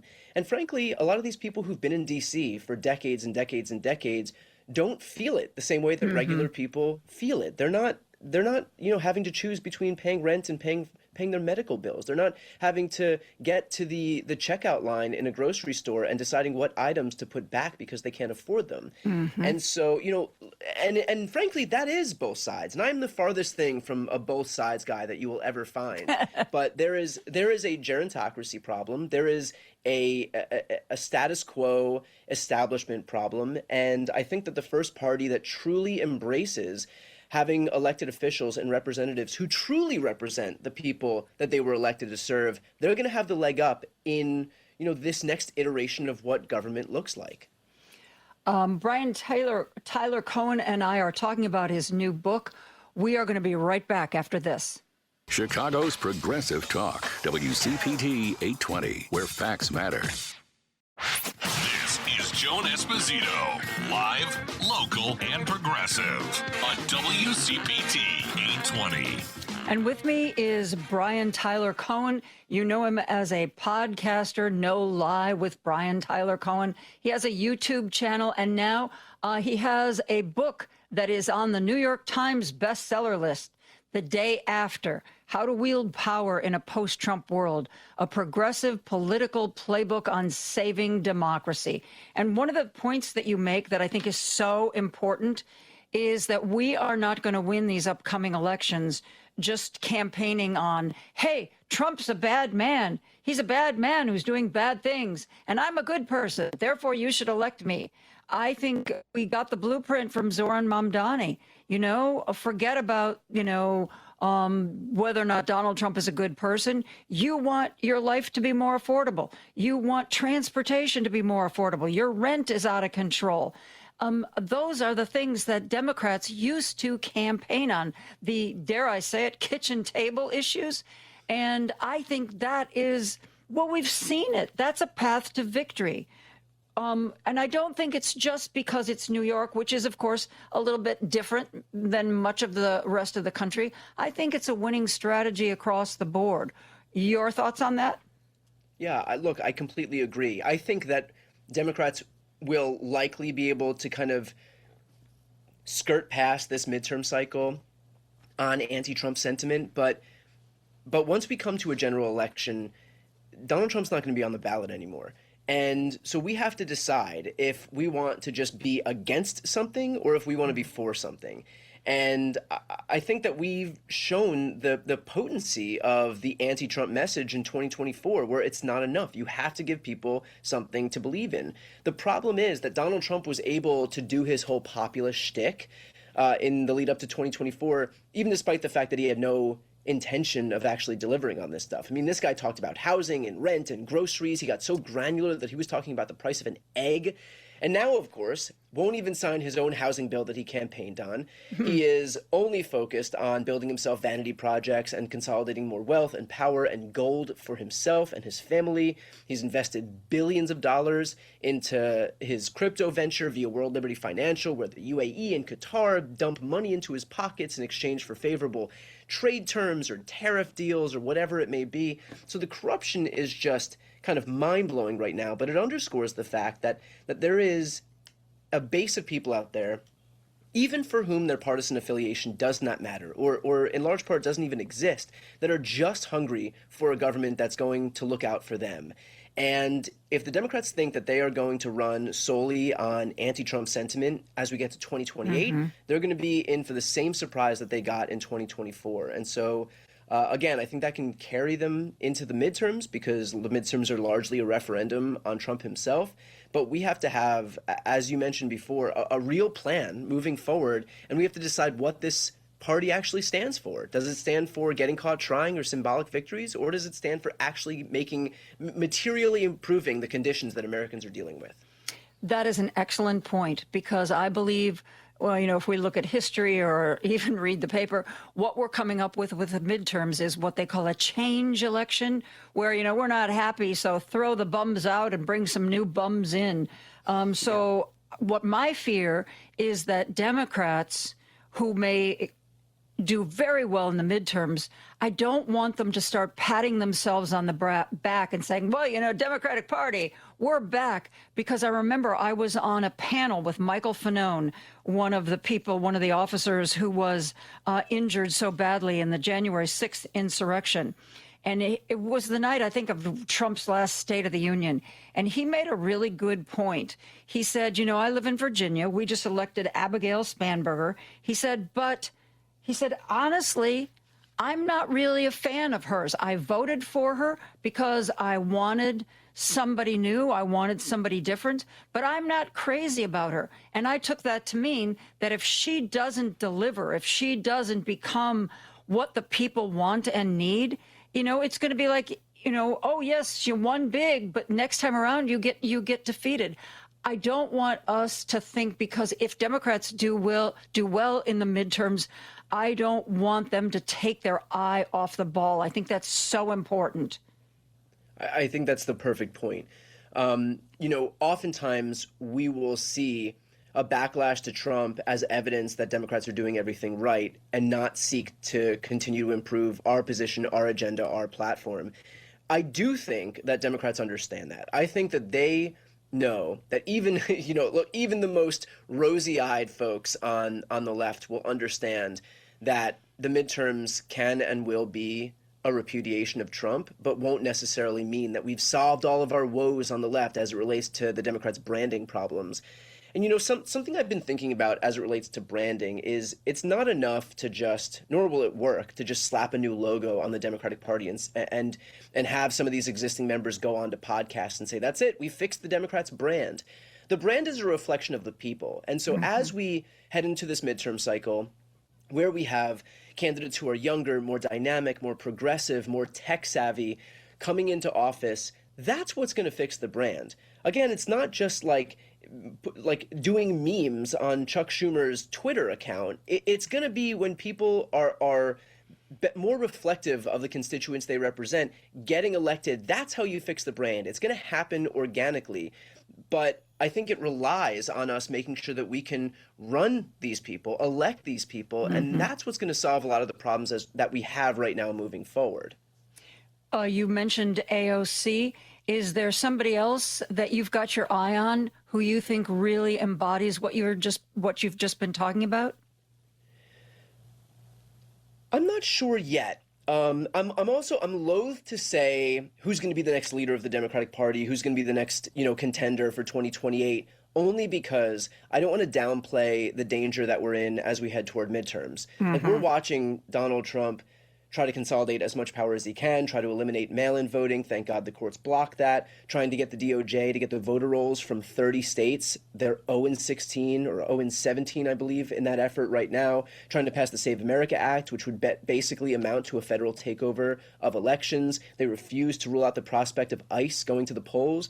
So the midterms are not a sure thing in terms of this administration doing their level best to interfere in them. And so I do want to keep my eye on the ball in terms of the election that we have coming up right now and not fall into the trap of treating everything like politics as usual, because it's not. And this president is showing as much. I mean, there's not a single piece of empirical evidence that we can point to that would suggest that Donald Trump is going to allow the midterms to go off without some interference on his behalf, as he always does. Yep. So I think that we'll have a point where we can talk about, a lot of great great leaders that are emerging on the left. I did mention AOC, and I truly believe that. I think John Ossoff is showing himself to be a really principled leader as well. So we'll have a lot of young, dynamic, progressive, charismatic, articulate candidates that we can choose from. But I think that conversation should start in November of 2026 as we look toward the general election, which is only a few months away. Yeah. This is a little bit silly, but I was watching a political panel, and one of the women on the panel said, honestly, I think Donald Trump would have been happier if he could have been first lady. I mean, think about that. What does he care about? Yeah. He cares about redecorating. He wants to build a ballroom. Maggie Haberman and Jonathan Swan went to the West Wing to talk to him before their book came out. And she said, you would think he would be concerned about Iran. You'd expect there to be maps. There was a bunch of pictures of trees on his desk. And he called Maggie over. He's like, these are trees. And I really love trees. And, I plant a lot of trees. It sounds silly, but when you think about it, what does he care about? He cares about entertainment. He cares about being a showman. He cares about being a promoter. He doesn't care about governing. I mean, when there's some, arcane thing that comes out, Donald Trump now wants to do this. And I'm thinking, somebody went to him and said, hey, boss, this would be a great idea. Let me put it out. Because I don't think he cares about anything. I don't think he pays attention to anything that he doesn't have to, that he doesn't already love. And he loves construction and he loves parties. Yeah, he just wants to engage in these vanity projects. He wants to consolidate more power so that he can be a ruler. He views this country as a way for us to serve him, not for him to serve us. Mm-hmm. And so any way that he can put his face on buildings, that he can build monuments to himself, that he can slap his name on the Kennedy Center, build a ballroom with his name on it, create a triumphal arch. That is what he's focused on. This is it's an homage to him. He views the U.S. government as a way to honor him, putting himself on coins, on currency, whatever he can do. But I think that it's, look, if it wasn't obvious enough in that respect, just look at how the material conditions of Americans' lives have not improved, and that should put on full display what he's interested in. This guy has full control of government, something that we would kill for right now. Full control of government. After having campaigned on lowering costs for people, what did he do? Sent the cost of everything surging because he wanted to engage in a trade war. Full control of government. What did he do on the Epstein files after everybody promised to release them? Suppressed them even more. What did he do on the issue of no new foreign wars? Full control of government. Got engaged in a brand new foreign war that's cost over $130 billion right now that should have gone to what he himself coined his America First agenda. So on issue after issue after issue, we're seeing where his priorities lie. And I think if it wasn't already obvious enough with the vanity projects, all you got to do is look at your own bills, your utility bills, your electricity bills, your grocery bills, your housing bills, and it would be put on full display then. Anybody who voted for him should have gotten a reality check right after he was elected, long before he was sworn in. A few days after he was elected, he went on, he was interviewed by somebody who goes, well, you're going to bring down grocery prices. Well, grocery prices are hard. It's hard to bring down grocery prices. I'm not sure we're going to be able to do that. Within days of being elected, he started backing off. And, do we still have free in vitro fertilization, Brian? I think we do, right? He promised that. Yeah, he promised free IVF. He promised, he promised inflation would go down. Inflation's 30% higher than when public enemy number one on inflation, Joe Biden, left office. So again, on issue after issue, the Republicans delivered Donald Trump on a silver platter a housing bill that he campaigned on, and he wouldn't sign it because he was so hell-bent on making sure that he could use that as a hostage to pass the Save America Act, which again just amounts to a federal takeover of state-run elections, would force every state to hand over the voter rolls to the Department of Homeland Security so that they can decide who can or can't cast a ballot, which would eliminate mail-in voting except for a narrow list of exceptions. So it's showing that he's not interested in winning any of these votes on the merits. He's only interested in rigging the rules of the game in his favor. Absolutely. I hope that people take your words to heart. especially Democrats, especially maybe the more old school Democrats who really need to know that it is a new day.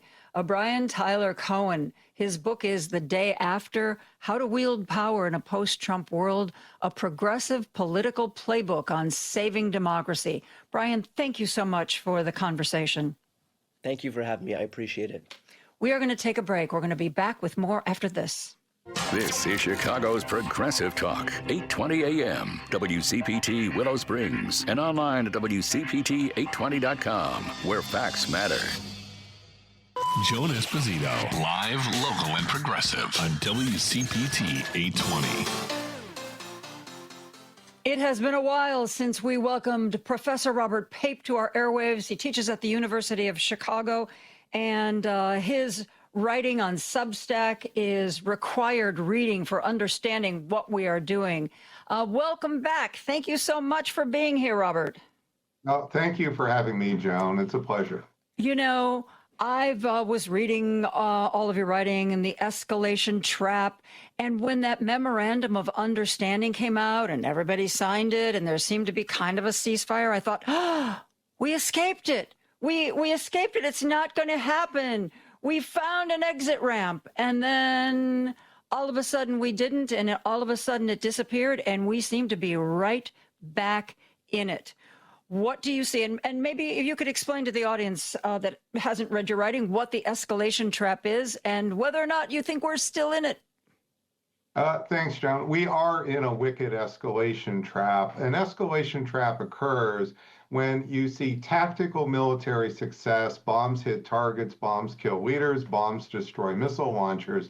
But the United States, in this case, becomes strategically weaker. And we became strategically weaker in this war almost in the first several weeks when Iran responded to our successfully assassinating from the air the supreme leader and about 137 other leaders. Iran responded by seizing Hormuz and became stronger than Iran has been in modern history. So this is a classic escalation trap where then once Iran sees Hormuz, now America and President Trump is in the trap of the escalation trap. Does President Trump go up the rungs of the escalation ladder in order to try to reverse Iran's strategic success, or does pull back, essentially capitulate, surrender to that success? And that has been the trap we have been in for nearly 145 days. So this war, President Trump told us it would be a weekend. That didn't last. Then he told us it would be a few weeks. Then he told us it would be 6 weeks. Then there was going to be the blockade. We are in day 145 of the escalation trap of this war, and this is not letting up. We are in the grip of it. The MOU was a hopeful moment. That's absolutely true, except I said as it was being developed, even before signed, that this was unlikely to work. That is, it would unravel likely relatively quickly. There are reasons for that. And we are back in the grips of escalation, and we now have to brace for impact. I thought when the memorandum of understanding was signed, I mean, clearly we hadn't gained anything.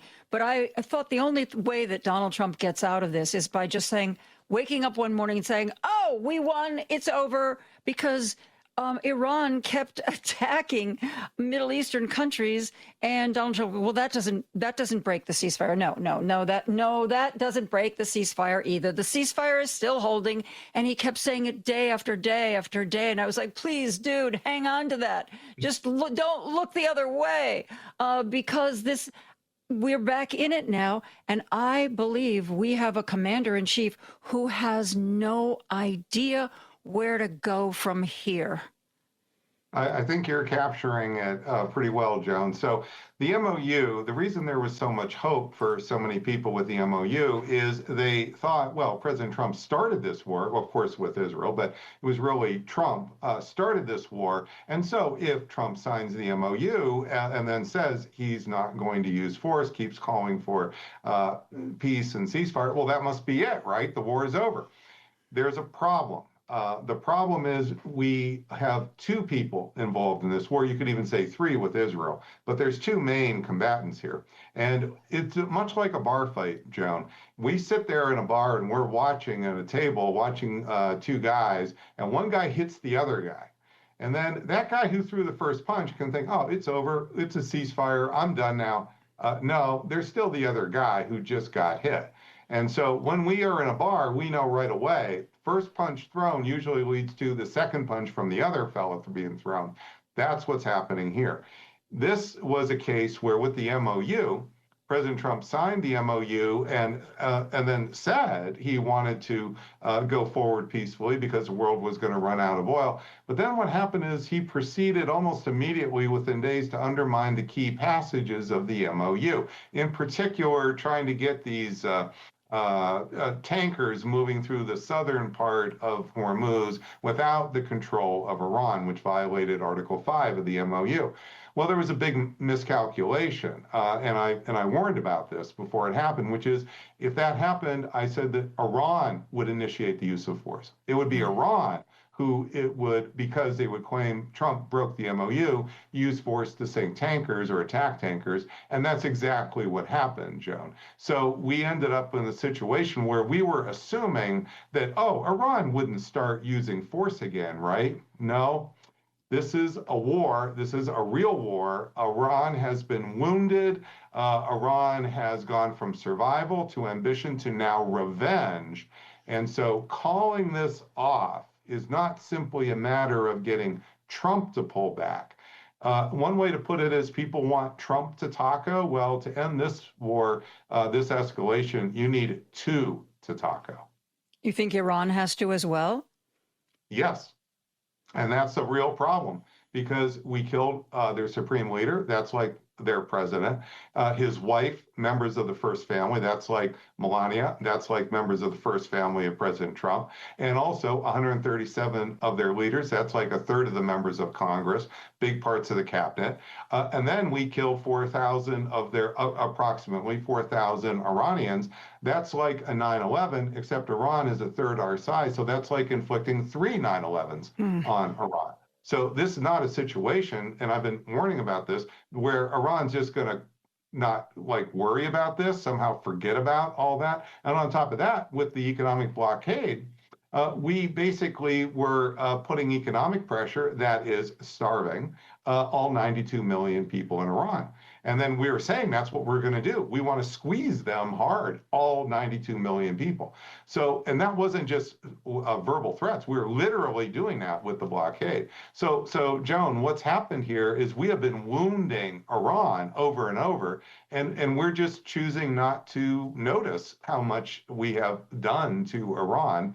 That is what stimulates the desire for revenge. It's a nationalist desire. And you saw that on display when literally tens of millions of Iranians took to the streets, not just to mourn the death of their supreme leader, but to wave those red flags and calling for the death of Americans.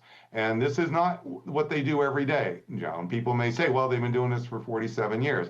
No, they really haven't here. This is new.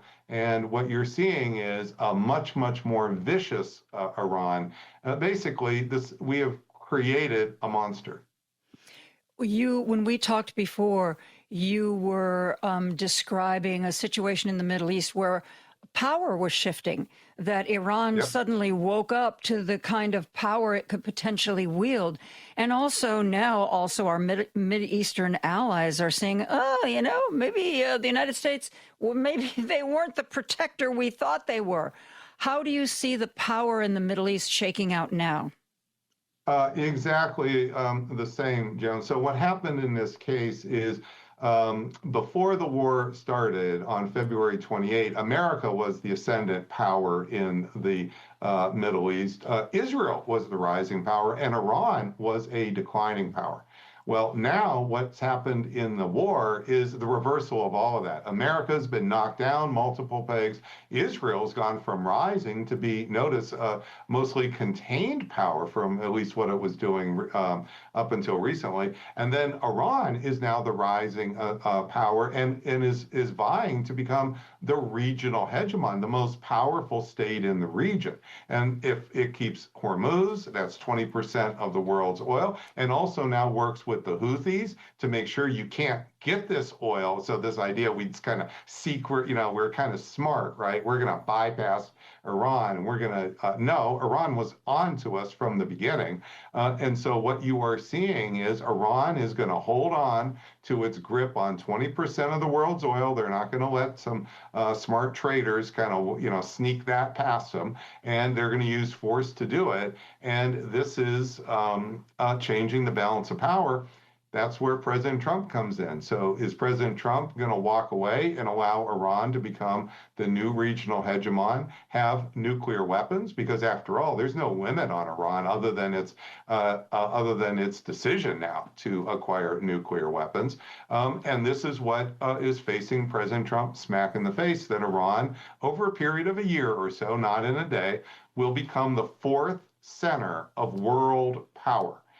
More powerful than Israel, more powerful than basically any state on the planet except for the United States, China, and Russia.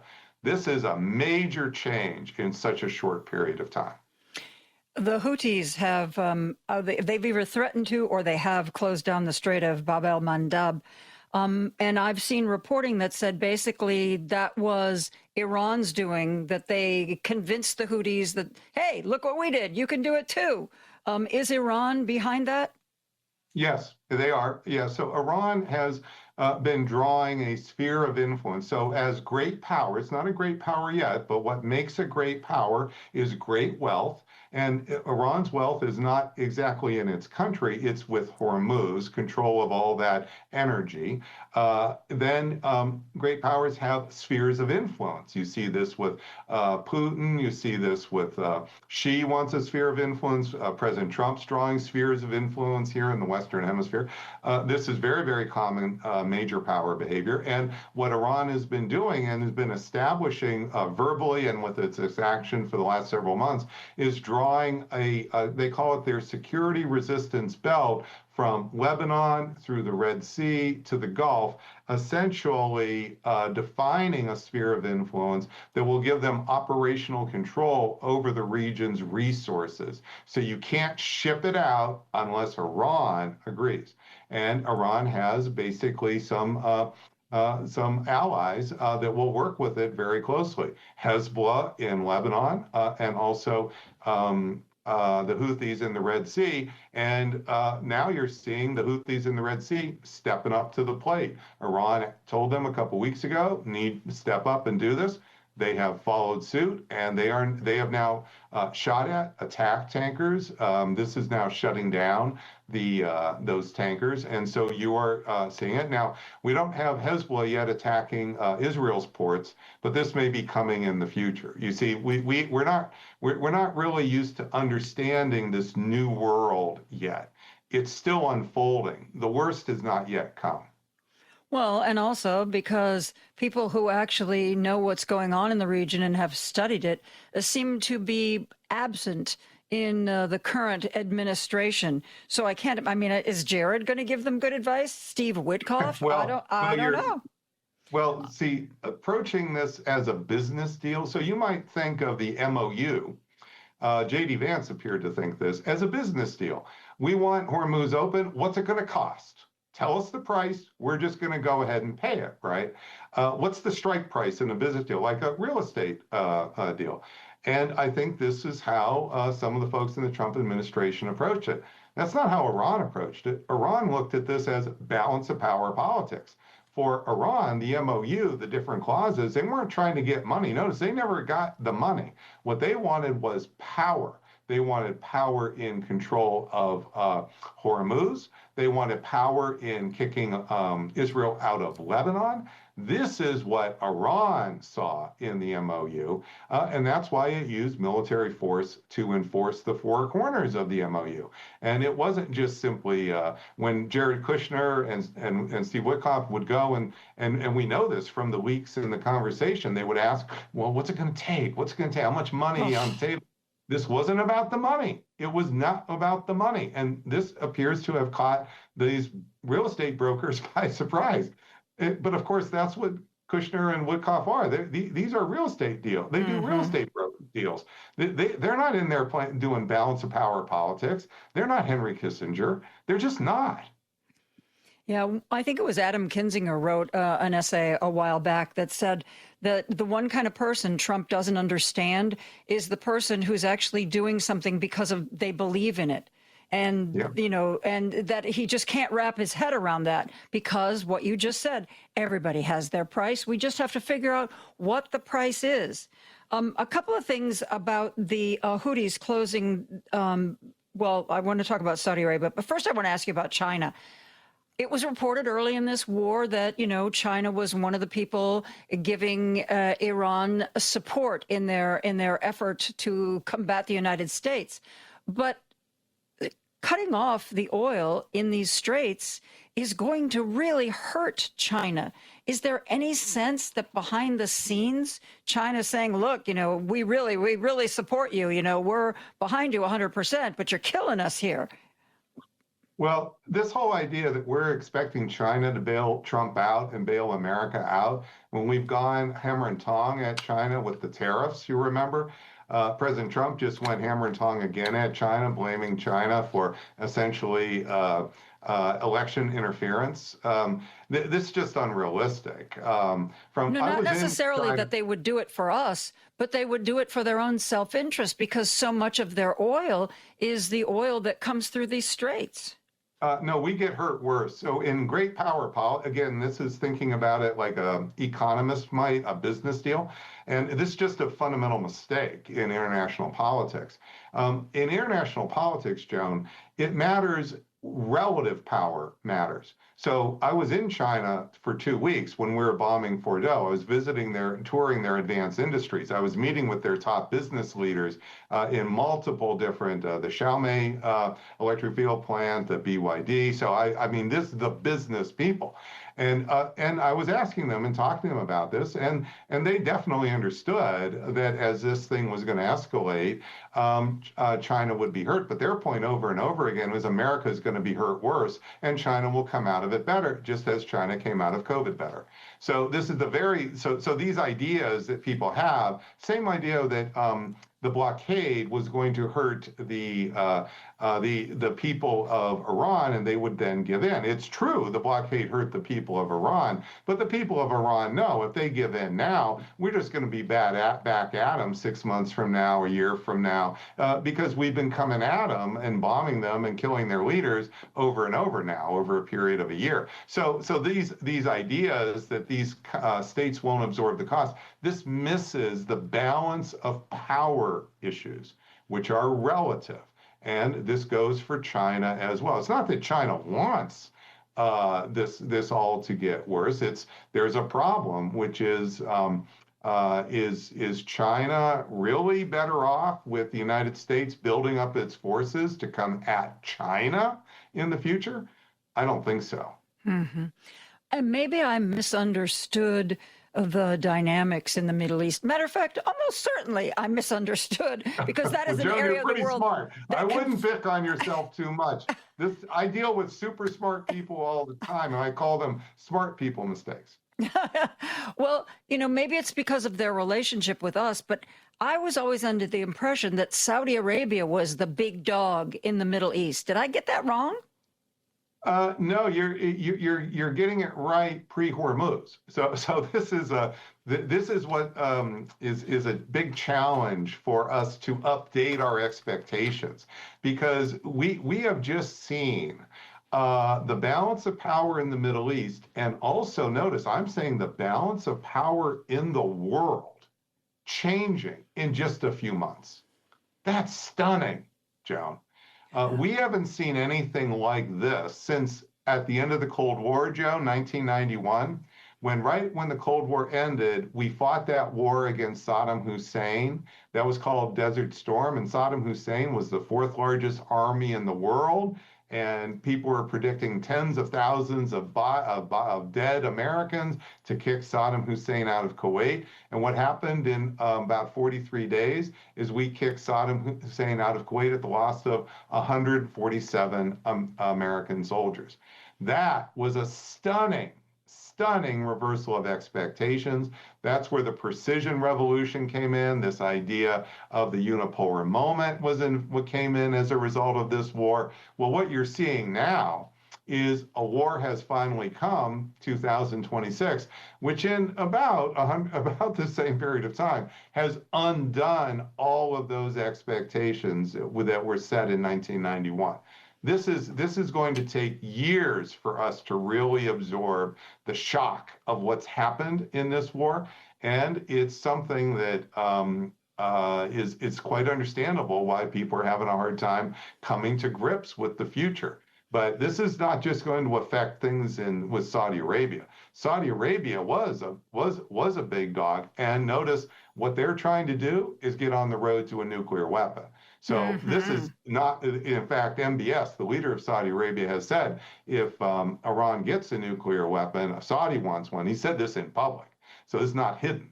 And now what's happened with the deal that's been signed just in the last 36 hours is we're basically giving Saudi Arabia the entire nuclear fuel cycle.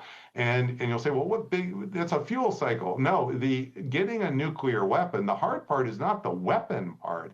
It's the fuel. It's the enriched uranium. That is 95% of the problem.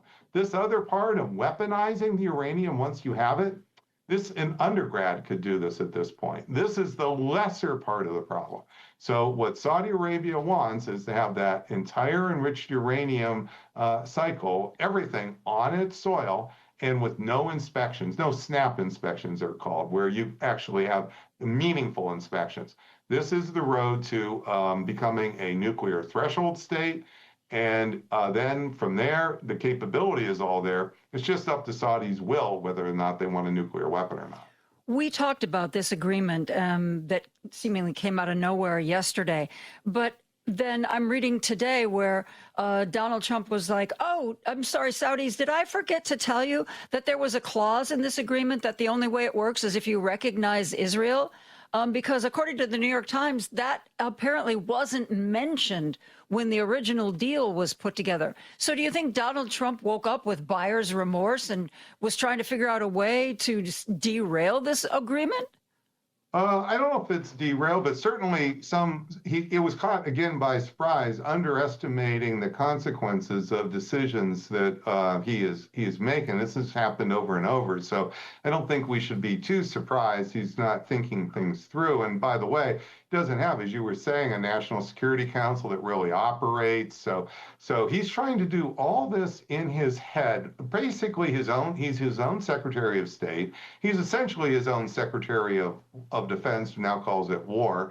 And so he's doing all of this himself, and it is not surprising that even, I'm not saying he's not smart, I'm just saying this is just an enormous cognitive load, and it's not surprising. It's hard to see the consequences. But this is not going to, what's happening is genies are coming out of the bottle here, Joan, and people will say, well, he's just going to stick it back in. It's not really going to matter, right? No, Saudi Arabia itself can start to do some things we may not like. So we may discover Saudi Arabia going to China to get nuclear weapons, Pakistan to get nuclear weapons. It's not just America anymore. And after all, is America much of a protector for Saudi Arabia? So this whole thing with Saudi Arabia, this isn't the nuclear part of Saudi Arabia is not over simply because Trump might be trying to take it back a little bit. Remember that MOU? Trump signed an MOU and then started to take it back. That didn't stop things from escalating. Saudi Arabia wants some security now. It thinks it needs a nuclear weapon. here. Is it really going to just not think about it? It already has a security relationship with Pakistan, a nuclear weapon state. So this is we're opening up Pandora box after Pandora box, and then pretending it won't get worse until literally the bricks fall on our head. One last question. You posted earlier this week that if we don't open the Strait of Hormuz, that this Iranian war will become a forever war. Do you still think that? And is there anything we can do other than opening the Strait of Hormuz to avoid this? Yeah, so the forever war is going to come down not just to the escalation that's occurring, it's going to come down to the midterms. And what do I mean by that? If it turns out the Democrats win one or both houses in the midterms and get seated in January, then the Democrats have the power, Congress, to shut the war down. Now, they can't shut it down literally overnight, but they can take the money away because the power of the purse is in Congress, and also the power to declare war is in Congress. And this is what happened, Joan, in 1974. The Vietnam War really ended for real.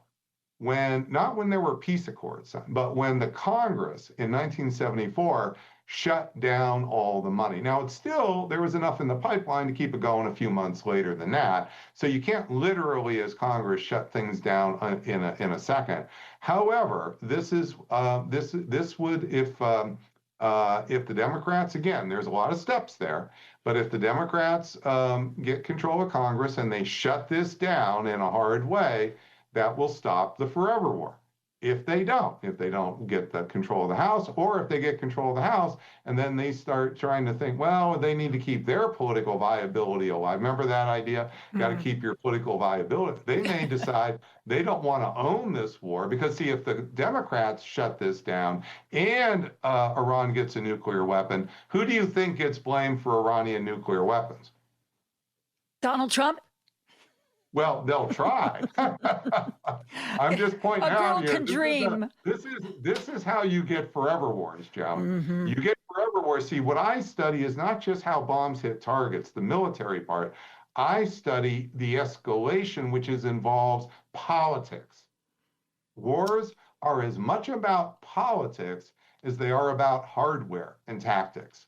And that is lost on a lot of people, including people in uniform, which is why that was what I was hired to explain and teach to the U.S. Air Force when they hired me. They weren't hiring me to put a bomb on a target. I've never flown a plane. Okay, they hired me in order to work with their best officers, who then go on to become four-star generals, some of which have, in order to really discuss and explain escalation dynamics. That's what the big issue is here in war. It's not how do you just put a bomb on a target. That's a captain's problem. University of Chicago professor Robert Pape, it is always a delight to talk to you.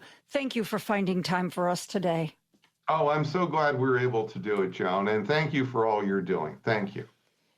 We are at the end of our show. That is going to do it for me. I will be back tomorrow. And speaking of military, tomorrow we're going to talk to former Major General Randy Manner. Lots of questions for him. Driving it home with Patty Vasquez is next. She is going to be with Kurt Bengstad from Minocqua Brewing. And Richard, tomorrow, among others, is going to talk with L.G. Sims, Illinois State Senator. I will see you tomorrow at 2 o'clock. Have a great evening, my friends, and good night.